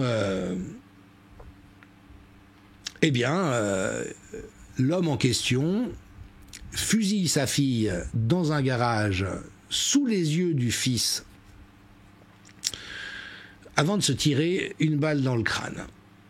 Voilà, l'inceste heureux selon Dupond-Moretti, garde des Sceaux. Et devinez qui de notoriété publique protège Éric Dupond-Moretti au ministère de la Justice ? Brigitte Macron. Des fois, on a vraiment envie de vomir. Alors une question qui est souvent posée, parce que tout le monde le dit, dans ces réseaux, il y a des policiers impliqués, il y a des juges impliqués, il y a des ministres impliqués, il y a des gens dans les positions de responsabilité, et souvent on évoque la question des francs-maçons. Alors, c'est très amusant parce qu'il y a de la parano dans la résistance également, ou la dissidence, et je sais que j'ai été accusé d'être franc-maçon. Alors déjà, je ne sais pas si on doit être accusé de cela, mais en plus, je n'ai jamais foutu les pieds de ma vie. Non, je ne sais même pas comment on appelle, un cercle, une obédience, une loge, un temple, je ne sais pas, mais je n'ai jamais fichu le bout d'un orteil dans un cercle comme celui-là. Non pas que j'ai des jugements a priori contre les francs-maçons, je connais plein de gens qui, à travers l'histoire, étaient des gens remarquables et qui étaient des maçons, mais je ne vous cacherai pas que j'ai une méfiance naturelle par rapport à toutes les sociétés secrètes. Parce que pour moi, c'est ça le problème. Dès lors qu'il y a un système de secret dont on peut à la limite comprendre l'idée pour des processus initiatiques. Mais qu'est-ce que ça implique naturellement? C'est que c'est un biotope rêvé pour des gens qui font des choses qu'ils ont intérêt à garder secrètes. Et donc, je ne sais pas ce qu'il en est de la réalité, de l'implication de la franc-maçonnerie dans son ensemble ou de loges dans ce qu'on évoque ici, à cela près que j'ai entendu, mais est-ce une vraie information ou pas, qu'il y avait un serment des maçons qui se jureraient les uns les autres de se prêter main forte au détriment de la justice et d'autrui. Et si c'est le cas, alors ça veut dire que c'est une organisation qui est dangereuse. Maintenant, rien ne m'indique à ce stade que ça soit le cas. Il n'en reste pas moins que des loges en particulier connaissent des dérapages. Il y en a énormément qui ont été mises en lumière au cours de l'histoire récente. Et actuellement, la loge Athanor a vu le parquet requérir le renvoi aux assises de 23 personnes avec des anciens policiers, des mercenaires, des plantons de la DGSE, avec comme soupçon d'avoir commandité des agressions, voire des meurtres, en ayant recours précisément à des mercenaires d'anciens policiers ou membres de la DGSE. On parle d'assassinat, de passage à tabac d'un élu, projet d'élimination d'un syndicaliste. Voilà, donc il y a en tout cas quelque chose de pas très catholique, si je m'essaye peut-être à le résumer ainsi. Et quelle que soit la nature de ces réseaux liés à la franc-maçonnerie ou autre chose, il y a un problème énorme avec ces réseaux. Alors évidemment que l'affaire Dutroux, qui revient encore et encore, et inévitablement, étant donné que les choses ont été bâclées, les choses ont été niées. Aimé, qui était un gendarme en charge de l'affaire, a été mis sur la touche dès lors qu'il commençait à arriver à ce qui importait. Et puis Marc Dutroux n'a cessé de dire qu'on lui faisait porter le chapeau, mais que les assassins sont en liberté, qu'il y avait une véritable association de malfaiteurs. Et donc, je vais vous passer un premier extrait qui est de monsieur maître Xavier Magnier, qui était l'avocat de Dutroux lors du premier procès. Et ce qu'évoque maître Magnier, c'est qu'au fond, on a fait un tour de passe-passe absolument dégueulasse, qui a consisté à focaliser toutes les accusations sur Dutroux, et tout ce qui allait au-delà de son rôle à lui, qui est indéniable, et évidemment que ce personnage est un monstre, était mis dans un dossier bis, dont on a commencé à dire on ne sait pas exactement jusqu'où ça va, donc on le prendra dans un deuxième temps. Et lui s'est opposé à ça, de toutes ses forces, en disant non, il y a des fils qui conduisent à des endroits extrêmement précis, parce qu'on sait qu'il y a des complaisances et des complicités et probablement des implications d'hommes politiques. On parle d'un ancien Premier ministre belge, on parle de personnes de l'OTAN, on parle de personnes au château royal de Belgique.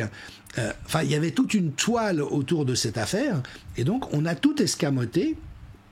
Et puis, étant donné que l'instruction avait duré un certain temps et que les Belges s'impatientaient que justice soit rendue, on a fait croire aux jurés et aux juges qu'il fallait absolument condamner Dutroux et puis qu'on continuerait l'enquête après.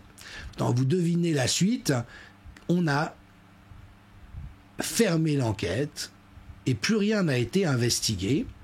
Voilà comment maître Magnier décrit cette réalité. Je crois, moi, que la les vérités qu'on soupçonne sont à ce point terribles que des responsables politiques ont pu avoir peur pour la survie de l'État belge. Je crois que la personnalité de gens soupçonnés était à ce point impressionnante qu'il y avait un grand danger de désordre fondamental et d'explosion populaire. Il y a donc, de ce côté-là, un aspect raison d'État qui aura sans doute inspiré les responsables, notamment de la Cour d'appel de Liège, de classer sans suite ce dossier bis sans qu'il soit plus poursuivi. Vous savez que j'ai demandé à me constituer partie civile dans le dossier bis, ça m'a été refusé. J'ai demandé à avoir accès au dossier bis, ça m'a été refusé. Dutroux n'étant rien officiellement dans le dossier bis. Et je l'avais annoncé. C'est une interview extrêmement intéressante d'Alexandre Penas de Kairos Press que je salue, et vraiment n'hésitez pas à la regarder. Maître Magnier décrit vraiment tout le détail de l'instruction. Une surveillance de la maison de Dutroux a été conduite pendant 1 année et demie alors que tous les indices étaient là. Une jeune fille une fillette qui a essayé de fuir et qui a été reprise. Ça n'a jamais débouché sur rien. Tout a été enterré. Enfin, c'est absolument monstrueux et en lien sans aucun doute avec les armées secrètes de l'OTAN.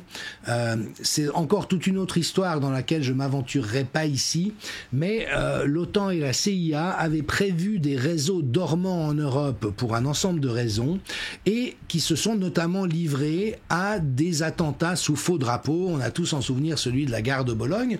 Donc l'idée, c'est que la CIA ou l'OTAN font exploser des bombes qui tuent des civils dans nos pays pour pouvoir justifier de menaces et passer ensuite des législations autoritaires. Et donc, voilà, il y a une interface entre l'affaire Dutroux et ces réseaux dormants, les tueurs fous du Brabant également. Et puis, vous voyez, ça va encore plus loin. Une probable implication de réseaux pédosatanistes. Voilà ce que Maître Magnier, qui n'est pas un plaisantin ou un paranoïaque qui imagine des choses, dit à ce sujet. Et quelle est votre intime conviction à propos des réseaux ?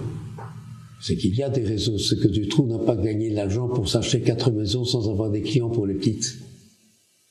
Donc vous êtes persuadé qu'il y a des orgies qui se font et peut-être aussi on en parlera, des rituels plus sataniques avec des enfants assassinés dans des snuff movies. À Brassac, on va parler du réseau à Brassac, qui est un réseau satanique. Voilà, mais les témoins X en racontent beaucoup. Les témoins X ont été rangés dans le dossier bis, à mon avis. On n'entend plus parler. Vous avez posé la question d'ailleurs pourquoi X1, Régine Alouf, n'a pas été interviewée au procès d'Arlon, puisqu'on a refusé de la recevoir aussi. Alors que ses propos étaient très clairs, qu'elle était qualifiée de loufoque et de demeurer, alors qu'un psychiatre très réputé a dit qu'elle était brillante et qu'elle n'était pas du tout folle. Parfaitement. De nouveau, encore des lacunes, ou plutôt... Tellement de lacunes qu'on peut se demander s'il n'y a pas de protection, comme dit le procureur du roi. Oui, effectivement, on peut se demander s'il n'y a pas des protections, mais surtout, il faut bien voir que ce thème du pédosatanisme, qui évidemment, pour quelqu'un qui n'a pas l'introduction que je suis en train de vous proposer, ou qui n'a pas déjà exploré, ça apparaît vraiment comme « non, mais là, vous exagérez, ça n'est pas possible ». Mais il faut bien se rendre compte que dans la psychopathologie grave des élites qui nous gouvernent, il y a quelque chose de profondément ennemi de la nature humaine et de la dignité humaine. Et une volonté délibérée, assumée de s'en prendre à ce qui est fragile, à ce qui est pur, à ce qui est innocent. Alors parfois dans des élucubrations qui sont plutôt de l'ordre de la psychopathologie grave, il semble que Matzneff tenait toutes sortes de théories sur la Grèce antique où les adultes couchaient avec les enfants. Il y a toujours cette idée de transgresser les règles de la normalité, mais en pensant que le commun des mortels est enclos dans le normal et que les gens supérieurs et esthètes, eux, se permettent des transgressions. Mais il y a jusqu'à du satanisme c'est-à-dire l'envie délibérée de violer, de tuer, de trucider, de massacrer, de décapiter. Il y a vraiment de la pathologie qui va jusque-là de manière absolument évidente. Et je remercie bien sûr Pierre Barnerias et toutes les survivantes qui ont témoigné dans son film, qui connaît un énorme succès, parce qu'il est remarquable, mais parce qu'il contrebalance la violence du thème avec la délicatesse avec laquelle il l'aborde. Et bien sûr, la presse tire à boulet rouge en disant encore du complotisme, les réseaux pédosatanistes, et puis quoi ? Mais ce qui évidemment commence à être intéressant, c'est que tout ça est documenté, tout converge, les témoignages se ressemblent de la part de gens qui ne se connaissent pas, qui éprouvent les mêmes émotions en évoquant les mêmes scènes.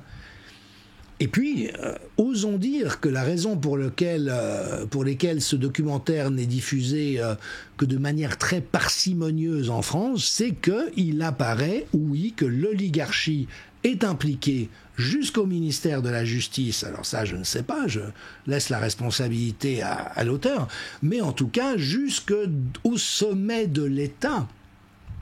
Et voici le compte-rendu qu'a fait Carl Zero chez Clémence Oudiakova à Toxa Media autour du meurtre de Lola, une affaire qu'on a très rapidement et commodément évacuée comme un fait divers alors qu'il s'agit d'un crime rituel lui aussi. Et écoutons ce qu'il a à dire sur cette terrible réalité. Il y a tellement, Clémence, d'affaires de pédocriminalité où il y a des crimes rituels et où on n'en parle pas parce que ça gêne, parce qu'on n'a pas envie d'enquêter, parce que ça peut toucher à des gens importants, que moi, les bras m'en tombent. Hein. Qu'est-ce que vous voulez que je vous dise ? Et il est temps qu'on fasse une opération main propre réelle concernant ces problèmes-là dans notre pays. Mais ça fait combien d'années que je le dis ? À quoi ça sert ? J'ai l'impression de crier dans le désert, moi. Oui, non, mais c'est vrai. Et là, c'est cette affaire, le fait que maintenant, on est en plus... Bon, elle est passée en hôpital psychiatrique, le papa décède, enfin, dans des conditions affreuses. Il tente de remonter la pente, de retrouver sa femme, parce que tout ça en disant il faut que je remonte pour mes autres enfants. Et on se dit non, et l'affaire, elle n'a pas, tout ce que vous aviez révélé n'a pas avancé. C'est pour ça que je trouvais ça important de vous avoir. Ouais. Je voulais refaire un point là-dessus. Oui, c'est terrible pour cet homme qui il s'est remis à boire et il a fini lamentablement.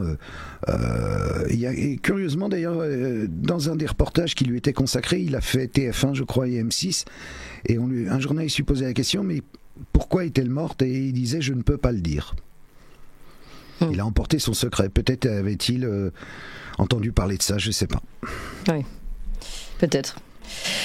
Bon, en tout cas, terrible affaire, et merci en tout cas à Carl Zero, vous, d'avoir tout tenté pour qu'on puisse avancer un peu plus sur ces affaires. Si certains policiers nous entendent et qui veulent retravailler sur la question, ce serait pas inintéressant. Ils nous entendent. Après, il faut qu'il y ait des magistrats au-dessus qui leur donnent les ordres qui vont bien pour qu'ils aillent vraiment sur ce terrain-là. Oui. En tout cas, ce qui est sûr, c'est que, et vous le disiez... Ils sont pas cons, les policiers. Hein. Oui, ça j'ai... oui, c'est-à-dire que peut-être qu'eux-mêmes ont des choses à dire, mais que... Mais voilà. plein, mais ils peuvent pas. Plein. Mais ils se rendent bien compte. Et... Vous voyez, là vraiment, je crois pas qu'on puisse dire les choses de manière plus explicite que celle-ci. C'est là que se situe le nœud du problème. C'est une réalité, elle est en face de nous. Elle est évidemment multiple. Il faut quand même aussi mentionner que l'Ukraine, ce paradis de la liberté qui défend l'Europe contre l'ogre russe, ça a toujours été une plaque tournante du trafic d'enfants. Aujourd'hui encore, évidemment, que la société britannique est également complètement gangrénée par les réseaux pédophiles, que l'immonde Jimmy Savile, présentateur à la BBC, était un des grands amis du roi Charles III, et que ce salopard a violé plus de 500 enfants, dont un de 2 ans. Et notamment, il finançait des hôpitaux ou des homes pour enfants malades ou en détresse, et la nuit, il allait dans ces lieux violer les enfants. Non mais vous imaginez. Et puis bien sûr, les réseaux sociaux, Dieu sait s'ils ont été actifs dans la censure contre les complotistes, les antivax et tout ce que vous voulez, mais ils ont été d'une complaisance, d'une lâcheté, d'un laxisme vis-à-vis des réseaux pédocriminels. Et il y a eu des auditions au Congrès américain en disant qu'ils ont laissé des sites de trafic d'enfants avoir libre cours sur leurs différentes audiences. Et évidemment que cela n'avait posé à l'époque aucun problème à Monsieur Breton. Non, Monsieur Breton, ce qui le dérange, c'est notre liberté d'expression. C'est le fait de pouvoir contester des dogmes stupides et dommageables. Mais les réseaux pédocriminels, ça franchement, ça va pas lui le faire réagir d'une quelconque manière. Les journalistes protègent, vous savez qu'il y a eu ce fameux Pizzagate aux États-Unis, et bien le journaliste qui a été en charge à ABC News de noyer le poisson et de dire que tout ça était une invention, a été lui-même reconnu coupable de possession de pornographie juvénile et de viol sur mineurs. Kamala Harris, qui est la nouvelle candidate démocrate, a été procureure générale de Californie. Elle n'a jamais instruit un cas ayant à voir avec des abus d'enfants ou des crimes pédocriminels. Zéro. Et ceci nous conduit bien sûr à l'affaire Epstein. 4 ans après, la seule chose dont on est sûr, c'est qu'il y a eu plus de 2000 jeunes qui ont été, et jeunes, je parle, entre 8 et 17 ans, qui ont été violés par les soins de ce monsieur et de ceux à qui il livrait ses enfants pour être violés, et qu'il travaillait pour les services secrets américains et israéliens.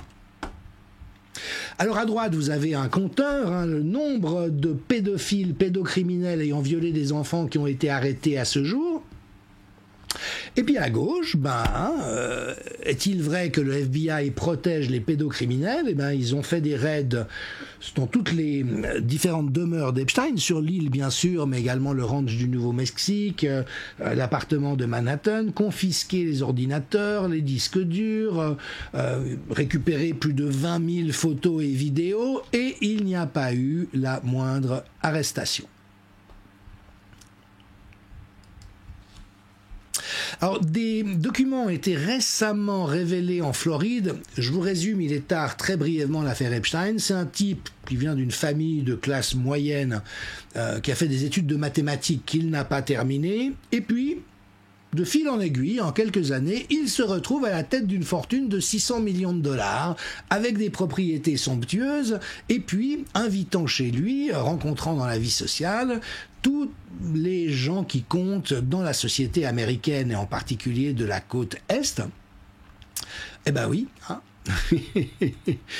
Et puis, il a un appétit sexuel déviant débridé, il a besoin de 3 relations sexuelles par jour, il ne veut que des jeunes femmes blanches, de préférence entre 14 et 17 ans, et donc il met en place tout un système de rabattage en cherchant des jeunes personnes un peu en rupture de milieu familial ou d'appartenance sociale, qui rêvent d'une vie meilleure, et en disant je vais te présenter des gens, tu pourras faire une formation, et évidemment sans qu'elles s'y attendent, il leur impose des faveurs sexuelles, soit les payant pour ça, soit les violant au besoin, et de fil en aiguille, il construit comme ça tout un business en impliquant des gens de l'extérieur, mais évidemment qu'il ne l'a pas fait tout seul, et puis avec 3 coups de semonce qui auraient dû infléchir le parcours. Le premier, c'est qu'il y a une personne qui en 96 signale au FBI, parce que sa sœur est impliquée là-dedans, et donc signale ce qui se déroule au FBI, qui ne réagit pas du tout et enterre l'affaire. Et puis il y a une plainte qui aboutit en Floride au début des années 2000, mais qui va se solder par un renversement absolument abject. Le seul chef d'accusation qui sera retenu contre Epstein, c'est d'avoir sollicité les services de prostituées mineures. Non mais vous imaginez, le type viole, transforme en esclaves sexuels des pauvres filles paumées qui se font complètement broyer dans la perversité de la manipulation qu'il met en œuvre, et on raconte officiellement, devant le tribunal, que les jeunes prostituées sont venues solliciter ses faveurs et son argent. Enfin, c'est d'une abjection totale. Le procureur reçoit des ordres d'étouffer l'affaire, il sera plus tard ministre du Travail de Donald Trump, et puis finalement Epstein est condamné à un séjour de courte durée dans une espèce de camp de vacances où il vient la nuit, la journée il est libre de faire ce qu'il veut et il continue son exploitation sexuelle, etc. Et après il reprend son business dès qu'il est sorti. Alors, c'est ça les nouveaux documents qui ont été libérés par le gouverneur de Floride, Ron DeSantis. mais qui, au fond, n'apprennent pas grand-chose de particulier. Il y a des plaintes en justice qui cheminent. Il faut reconnaître au système judiciaire américain d'avoir à certains endroits des espaces où il est possible de faire quelque chose. Et là-bas, évidemment, on y va assez fort quant aux demandes de compensation, mais par rapport à des horreurs absolues. Cette personne victime, Sarah Ransom de Ghislaine Maxwell et Jeffrey Epstein, raconte qu'elle a été violée à partir de l'âge de 10 ans jusqu'à 3 fois par jour par lui et ses co-conspirateurs. Et puis on ne sait pas jusqu'où ça va, parce que pour l'instant ça s'arrête à 12 ans, mais dans les images qui ont été trouvées, il y a des photos qui vont jusqu'à 6 ou 7 ans, et puis il y a ce fameux temple, vous savez, aux couleurs d'Israël sur l'île d'Epstein, et qui semble-t-il a été totalement vidé, dont les couloirs ont été totalement vidés de leur contenu, même chose pour le ranch au Nouveau-Mexique, mais on n'est pas du tout sûr qu'il n'y ait pas eu des enfants en bas âge qui aient été exploités sexuellement également à cet endroit-là.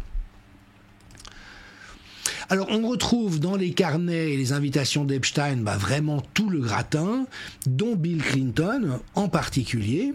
Alors là, vous voyez le fameux tableau qui était dans l'appartement de New York, où on le voit dans une tenue, ma foi, fort saillante. Ghislaine Maxwell a été invitée au mariage de Chelsea Clinton. Et puis voilà comment Xavier Roffer, un criminologue français interviewé par Idriss Aberkane, décrit vraiment les entrées incroyables qu'avait Epstein, figurez-vous, à la Maison-Blanche. Rappelons en effet qu'il continuait à fréquenter le Gotha mondain new-yorkais après une première condamnation. Ça, c'est quand même un point important. Oui. Beaucoup ont dit non mais on savait pas qui était Monsieur Epstein, on savait pas que c'était un monstre. Voilà. Et comme vous dites, tu parles puisque en fait il avait déjà été condamné et que il avait des dossiers sur tout le monde. On va y revenir. Vous expliquez dans votre livre que Bill Clinton a dû faire une trentaine de rendez-vous avec lui, quelque chose comme ça. Il a été en tout cas reçu officiellement sur les registres 17 fois à la Maison-Blanche. À la Maison-Blanche. À la Maison-Blanche, dans le bureau ovale. Dans le bureau du président des États-Unis. Ou même des chefs d'État étrangers n'arrivent pas à pénétrer parfois pendant tout un mandat. On se rappelle que Sarkozy avait fait des pieds et des mains pour essayer de rencontrer Barack Obama. Les Guignols de l'info en avaient fait une blague. On l'avait vu en mode Disneyland avec, vous savez, mettez la tête là, vous avez votre photo avec la tête de Barack Obama, mais c'est un faux, vous voyez, pour montrer à quel point c'était difficile. Et là, on a un type qui fait 17 rendez-vous dans le bureau ovale. Oui. Avec Ghislaine Maxwell, on les voit en train de faire la causette comme ça avec Monsieur Clinton qui est dans l'avion le Lolita Express. Le Lolita Express, on rappelle que ça avait été présenté comme une théorie du complot. Je veux quand même le rappeler. Enfin, je veux dire, on a des gens qui ont dit sur des médias soi-disant de fact-checking, qui ont dit le Lolita Express est une théorie du complot. Et oui, une théorie du complot. Bon, la femme de John McCain, cet ancien candidat à la présidence républicain, dit quand même, mais tout le monde le savait. Tout le monde le savait, absolument tout le monde était au courant. On a des témoignages qu'il y a eu des vidéos prises de Bill Clinton, de Richard Branson, voilà, de toutes sortes de gens qui rendaient visite. Et puis Elon Musk lui dit, mais bon sang, qu'est-ce qui, au monde, justifie qu'on n'ait pas encore publié la liste de ces gens? Mais on devine la réponse. C'est qu'il y a des gens comme Tony Blair, vous savez, qui est responsable du suivisme anglais dans la guerre en Irak et qui est pressenti pour succéder à Klaus Schwab au World Economic Forum. Bill Gates, bien sûr, qui avait ses habitudes, mais Jeffrey Epstein et Ghislaine Maxwell avaient aussi leurs entrées à la cour d'Angleterre et notamment à Balmoral, qui est censé être un lieu vraiment très intime pour la royauté. Et puis on retrouve tous les responsables de toutes les grandes entreprises américaines, Google, donc YouTube, Disney, des chaînes d'hôtels, JP Morgan par les plus grandes banques d'investissement, etc. Et puis, évidemment, avec certains risques pris par les juges et les enquêteurs, donc aux îles Vierges dont il s'agit, une procureure a été licenciée dès qu'elle a commencé à enquêter sur l'implication de la banque JP Morgan. Mais parfois, ça va plus loin. Une juge américaine, elle, a vu son fils être tué à domicile par un faux livreur. Manque de bol. Bon, ça refroidit un petit peu les ardeurs à sortir les dossiers. Et évidemment que Julian Assange nous avait averti, la vraie raison pour laquelle la FBI et la CIA ne veulent pas laisser la liste sortir, c'est parce qu'ils ne pourraient plus les faire chanter et la CIA perdrait le contrôle, l'influence qu'elle a sur les personnes importantes qui cherchent à faire chanter. Alors, Acosta, qui était le procureur de Floride devenu ministre du Travail de Trump, lui a dit très clairement, voilà, Epstein travaillait pour les services secrets. Mais il y a tout un volet passionnant. Alors là encore, il est tard et je vais aller assez vite, mais on voit que Epstein a aussi participé activement à l'histoire du Covid, figurez-vous. Il a beaucoup travaillé à prendre pied dans le milieu scientifique, et notamment en finançant les travaux de Nathan Wolf, qui est un grand virologiste, et qui notamment était en affaire avec Metabiola, c'est-à-dire des réseaux de biolabs en Ukraine dans lesquels Hunter Biden, fils de Joe Biden, avait des participations. Et puis, Wolf avait reçu des financements de Bill et Melinda Gates, Fauci, Google, le département de la Défense, la Commission européenne. Et donc, vous voyez, tout ça est lié de manière absolument saisissante. Mais le Mossad, qui pourtant est en général assez discret, a reconnu que Epstein était un de leurs agents. Un ancien responsable du Mossad l'a tout à fait admis. Ehud Barak, ancien Premier ministre, était son agent de contact. Et puis l'avocat personnel d'Epstein, un type très connu, Alan Dershowitz, est aussi celui qui a représenté Israël à la Cour pénale internationale pour défendre le pays face aux accusations de génocide. Vous voyez, tout ce monde est très très petit. Alors effectivement, l'espérance de vie est assez courte quand on est impliqué ou qu'on lutte contre ces gens-là. En France, Jean-Luc Brunel, qui était un rabatteur pour Epstein de jeunes modèles, il était à la tête d'une agence de mannequins, a été retrouvé mort dans sa cellule. Et puis, selon Zoé Sagan, il y a une implication directe de la France et de l'État français autour du volet Epstein, et notamment dans sa composante française, mais pas uniquement.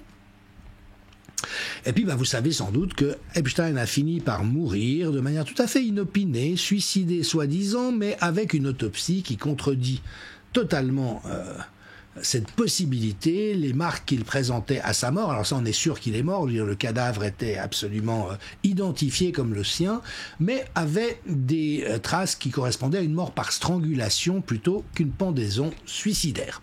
Heureusement, la presse française veille au grain. Vous voyez, l'Obs, suicide d'Epstein, les théories du complot les plus folles et ceux qui y croivent. Ah oui, on y croive. Et puis France Info, qui est tout content maintenant de pouvoir clore le dossier en disant non, après vérification, il s'est bien suicidé, et tout en mentionnant au passage que nombre de théories complotistes avaient laissé entendre qu'il pouvait s'agir d'un assassinat. Bon, si vous écoutez l'interview de Xavier Hofer par Idriss Aberkane, ce vieux de la vieille en termes de criminologie vous dit qu'un suicide est totalement impossible, que la probabilité tend asymptotiquement vers zéro, et que le concours de circonstances ayant conduit au fait que dans la prison la plus surveillée des États-Unis, les caméras de surveillance étaient en panne, les surveillants n'aient pas fait leur ronde, le co-détenu de Epstein soit sorti ce jour-là et qu'il soit mort dans les conditions dans lesquelles il est mort, est purement et simplement impossible. Et donc ça veut dire que sur tout ce que nous avons évoqué, comme si cela ne suffisait pas, il y a des systèmes de chantage à très large échelle. On parle bien sûr d'Epstein, mais il y a également, tout récemment, l'histoire des rappeurs de Hollywood qui est sortie. Je repasse la parole à Carl Zero. C'est des systèmes. Puff Daddy, c'est exactement ça. 270 caméras dans ces villas, c'est la même chose qu'Epstein. Et là défile un nombre de producteurs. Alors c'est l'univers musical et du cinéma américain, l'univers des stars d'Hollywood en vrai. Et défile tout le monde. Et après, les commanditaires de Puff Daddy tiennent tout le monde. Epstein, les commanditaires d'Epstein tiennent tout le monde. Les commanditaires d'Epstein, ce sont des États. Israël, les États-Unis. Donc, c'est un boulot. Et donc, ce truc du chantage sexuel, sexuel sur mineurs existe et existera toujours. Mais si on ne le dit pas, si on n'avertit pas les gens, Ils peuvent eux-mêmes tomber dans des pièges. Parce que ce qui se passe à des niveaux énormes comme Epstein ou à des niveaux incroyables comme Dutroux à l'époque en Belgique, se passe à des petits niveaux dans des petites villes de France avec des petits notables, mais c'est toujours les mêmes petites histoires. Et ça, qu'on vienne pas me raconter de conneries, ça existe. Et j'en ai des preuves tous les jours. Voilà, et là je remercie Carl Giraud parce qu'il nous donne la clé, vous voyez. Puisque ceci existe tout en haut de l'échelle, au sommet de nos pays et à l'international, eh bien par ricochet, vous trouvez l'équivalent à tous les différents échelons, jusqu'à l'échelon de votre municipalité. Et oui, c'est ça, vous voyez, la logique systémique. C'est-à-dire que si ça existe là et que c'est encouragé, que c'est toléré, que c'est utile, eh bien par contre-coup, le champ est ouvert à tous les autres endroits. Alors je fais un petit arrêt sur image pour mes amis juifs et israéliens. Effectivement, je reçois souvent des critiques en disant « j'aime tout ce que vous dites, sauf quand vous parlez d'Israël ». Mais la dérive d'Israël aujourd'hui est abominable et je parle en tant que personne ayant aussi le souci d'Israël. Parce que le danger, c'est toujours la déshumanisation. Que vous soyez palestinien, israélien, suisse, juif, chrétien, agnostique ou athée, peu importe. L'important, c'est est-ce que vous êtes encore capable d'humanité et que vous êtes encore intéressé à voir l'autre comme un être humain, ou est-ce que vous avez basculé dans l'inhumanité ? Et malheureusement, Netanyahou, qui est un psychopathe fini, qui torpille tous les espoirs de paix depuis des décennies, qui a participé activement à faire assassiner Yitzhak Rabin, est un psychopathe pervers. J'en suis désolé pour les Israéliens et les Juifs si ça les contrarie, mais je peux juste simplement pas dire l'inverse. Et bien sûr que le Hamas et Daesh et tout ce que vous voulez, on retrouve exactement le même profil de psychopathe. Donc le combat, c'est pas les uns contre les autres, c'est les humains contre les inhumains. Voilà, c'est là où ça se joue aujourd'hui. Et Netanyahou, souvenons-nous-en, a dit « nous tenons les États-Unis, nous tenons le Congrès, nous tenons le Sénat, nous tenons la presse ». Et comment croyez-vous qu'ils tiennent le Sénat, le Congrès et la presse, si ce n'est exactement par ce que nous décrivons ici ? Et donc oui, je suis désolé pour mes amis juifs et israéliens, mais Israël fait violer des enfants à grande échelle pour pouvoir avoir un pouvoir, et qui se traduit par le fait que Netanyahou est invité au Congrès américain et reçoit des standing ovations pire que Kim Jong en Corée du Nord, alors que ce type devrait être en tôle pour crimes de guerre et crimes contre l'humanité. Et ça, je suis désolé, il n'y a évidemment rien d'agressif ou d'antisémite dans ce que je dis. Il s'agirait d'un Suisse ou de n'importe qui, je dirais la même chose, mais nous ne pouvons pas ne pas relever cette réalité. Et si l'ensemble de nos pays est tellement tenu par la cause sioniste psychopathologique aujourd'hui, cela a un lien direct, je m'excuse de le dire, avec ce que nous évoquons ici. Et bien sûr qu'Israël n'est pas le seul pays qui a ce genre de pratique, mais il est particulièrement doué et avancé dans ce genre de pratique. Alors, revenons vers la France pour terminer. On est face à un président, un gouvernement qui ne veulent absolument pas entendre parler de ces réalités. Et quand Pagnol propose, ils sont au cœur du sujet, donc du crime. Par contre, ça devient un danger, parce que tout ça était très caché jusqu'à aujourd'hui, qu'on le veuille ou non. Et aujourd'hui, les choses sont en train... So there's something very sinister happening there. I actually hold the belief, and this now is just my intuition, that a lot of the world leaders have been selected and that there is a blackmail ring that has been running the world and that they put these people in positions of power because they know their secrets and they know their dirty laundry and they can manipulate them. And I think that Brigitte Macron and Emmanuel Macron are an example of that. And that extends, we know that network is real because of Epstein. You know, that was very clearly a blackmail ring against politicians being blackmailed because they're being drugged, then they do something on camera, and then they have them basically controlled. So blackmail rings exist, and there are people that are in positions of power who are being blackmailed. That's a fact, and that's a reality that we have to be able to stomach and be able to face. Et c'est là où peut-être on peut effectivement mettre ensemble les différents éléments que nous avons évoqués. Alors, il se trouve par ailleurs qu'Olivier Soulier, dont nous regrettons bien sûr la disparition, j'avais une conversation avec lui, il m'avait dit s'être entretenu avec des parlementaires français qui lui avaient dit « mais tu te rends pas compte, tout le monde est tenu à l'Assemblée nationale ou au Sénat, ou à peu près tout le monde. Ils ont des dossiers sur chacun, et quand ils n'ont pas suffisamment d'éléments pour tenir quelqu'un, ils organisent des situations comme celle que vient de décrire Candace Owen. Mais évidemment qu'avec les Macron, c'est encore une autre paire de manches, étant donné que ces personnes eh bien, dénote quand même, je me permets de le dire une nouvelle fois, des caractéristiques relativement étonnantes. Donc, on vient d'entendre ce que Candace en dit, mais je le dis aussi, Brigitte et Emmanuel Macron n'arrêtent pas de lancer des messages extraordinairement ambivalents et problématiques, alors que ce serait un jeu d'enfant pour eux, de mettre définitivement terme aux rumeurs. La preuve serait tellement simple à apporter que franchement, on se demande à quel jeu ils jouent. Et puis toujours de manière assez créative, mais vraiment perverse. Est-ce que vous vous souvenez de ce passage-là ? Les Kwassa Kwassa, par exemple. Personne n'est parfait. Ouais. Nobody's perfect, c'est un de mes meilleurs films. Certains l'aiment chaud, je vous le conseille. Hélas, je ne peux pas avoir d'enfant. Nous en adopterons. Vous ne comprenez pas, Scoop. Je suis un homme. Ah, personne n'est parfait.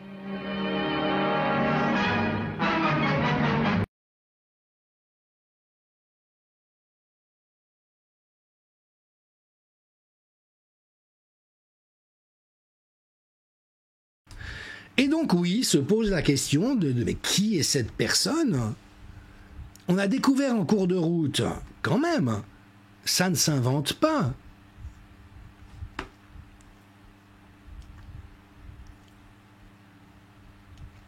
Que la mère d'Emmanuel Macron a été, au sein de l'assurance maladie, la personne référente en charge de la réassignation de genre pendant plusieurs décennies. Et Xavier Boussard, avec qui je me suis entretenu, et je le salue pour la qualité de son travail, m'a fait remarquer qu'il n'y a pas non plus de photographie de Emmanuel Macron enfant en dehors de quelques clichés de classe scolaire. Là encore, absolument rien. Et donc, cette progression tout à fait étonnante qui pose question, et puis ces interpellations auxquelles on ne répond pas, et notamment celle, bien sûr, de Natacha Ray. Voilà ce qu'elle disait à Mike Borowski en 2022.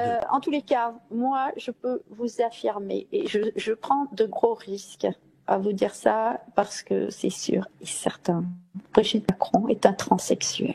Je vous l'affirme, je vous l'assure, et j'ai trois procès aux fesses. Donc, si je continue, si je ne reviens pas sur mes propos, si je continue d'être aussi sûre de moi, croyez-moi, c'est qu'il y a des preuves.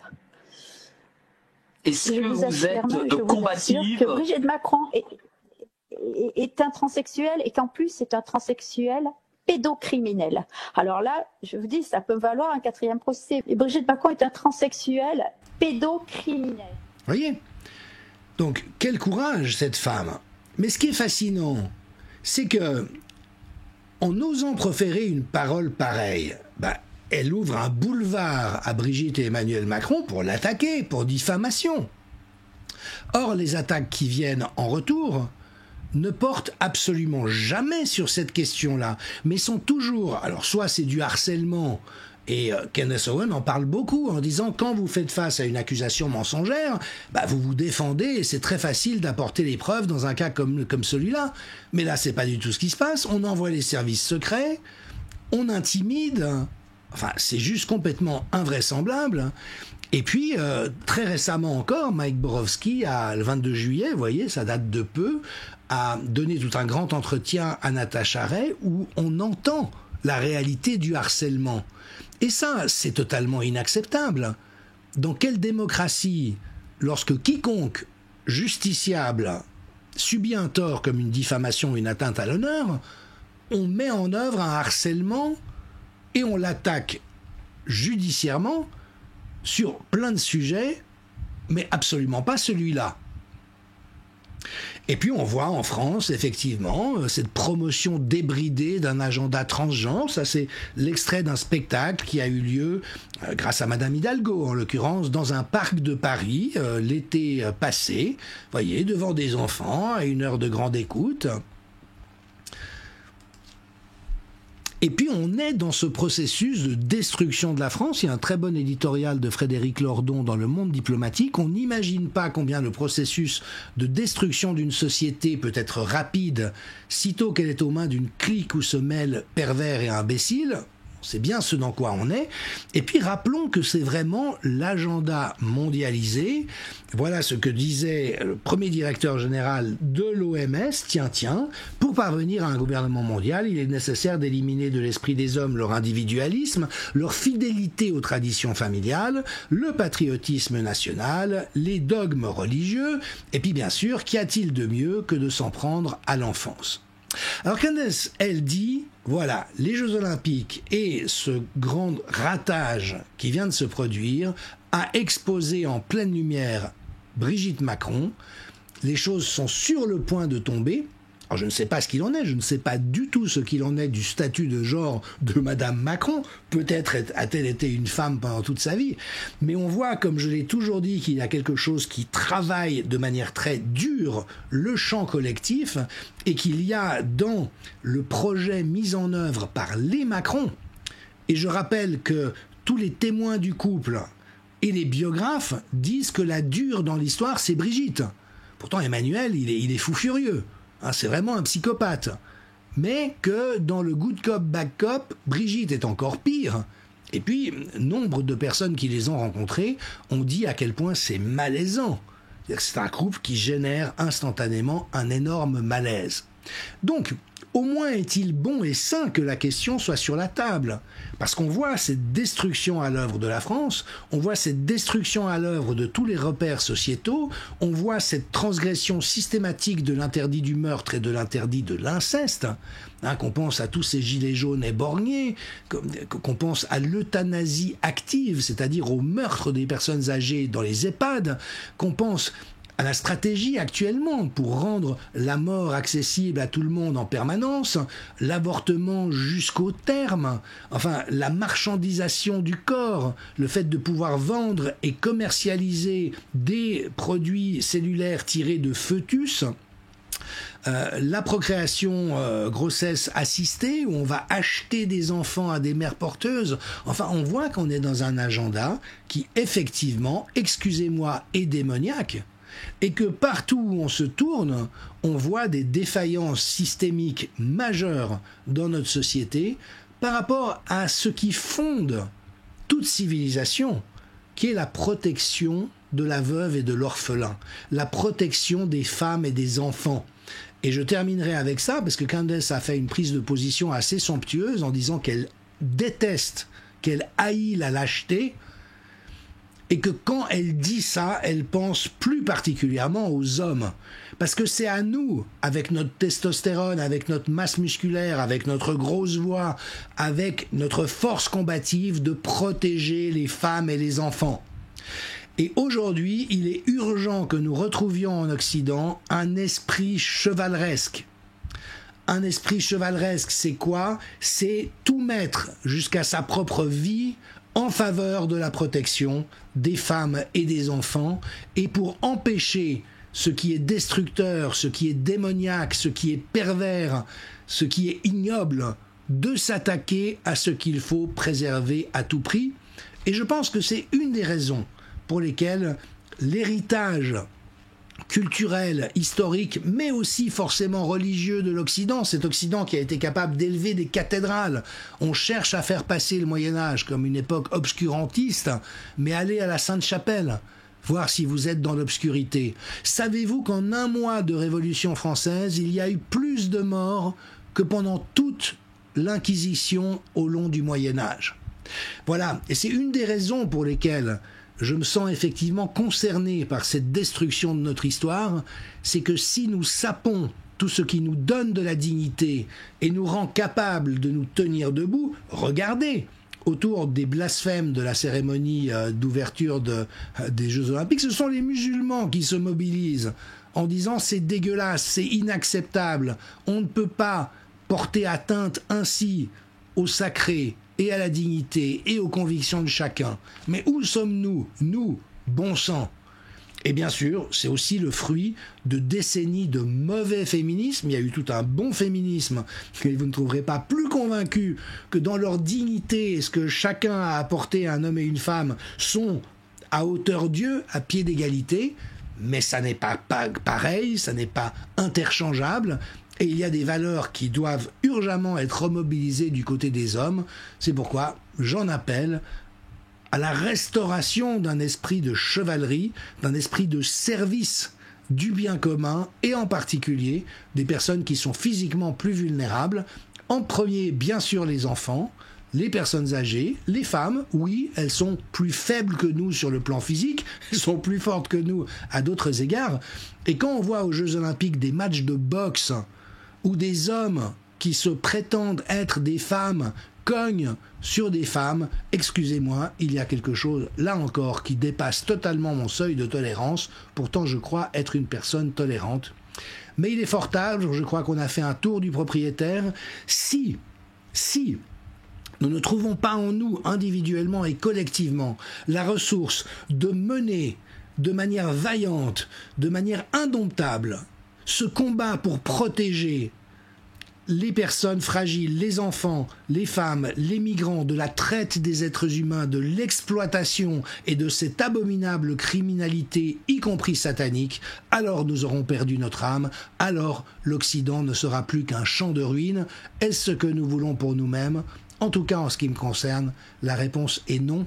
Et je remercie toutes les personnes qui m'ont accompagné au long de cette longue soirée. Mais je crois qu'il est essentiel de poser un certain nombre de choses sur la table. Et je remercie toutes les personnes qui l'ont fait avant moi et qui le font avec moi et avec tant d'autres. Ensemble, nous avons une force énorme. À nous de ne pas fléchir et à nous surtout de savoir où et comment nous opposer d'une manière qui ne soit absolument pas questionnable. Je vous remercie. Bonne fin de soirée.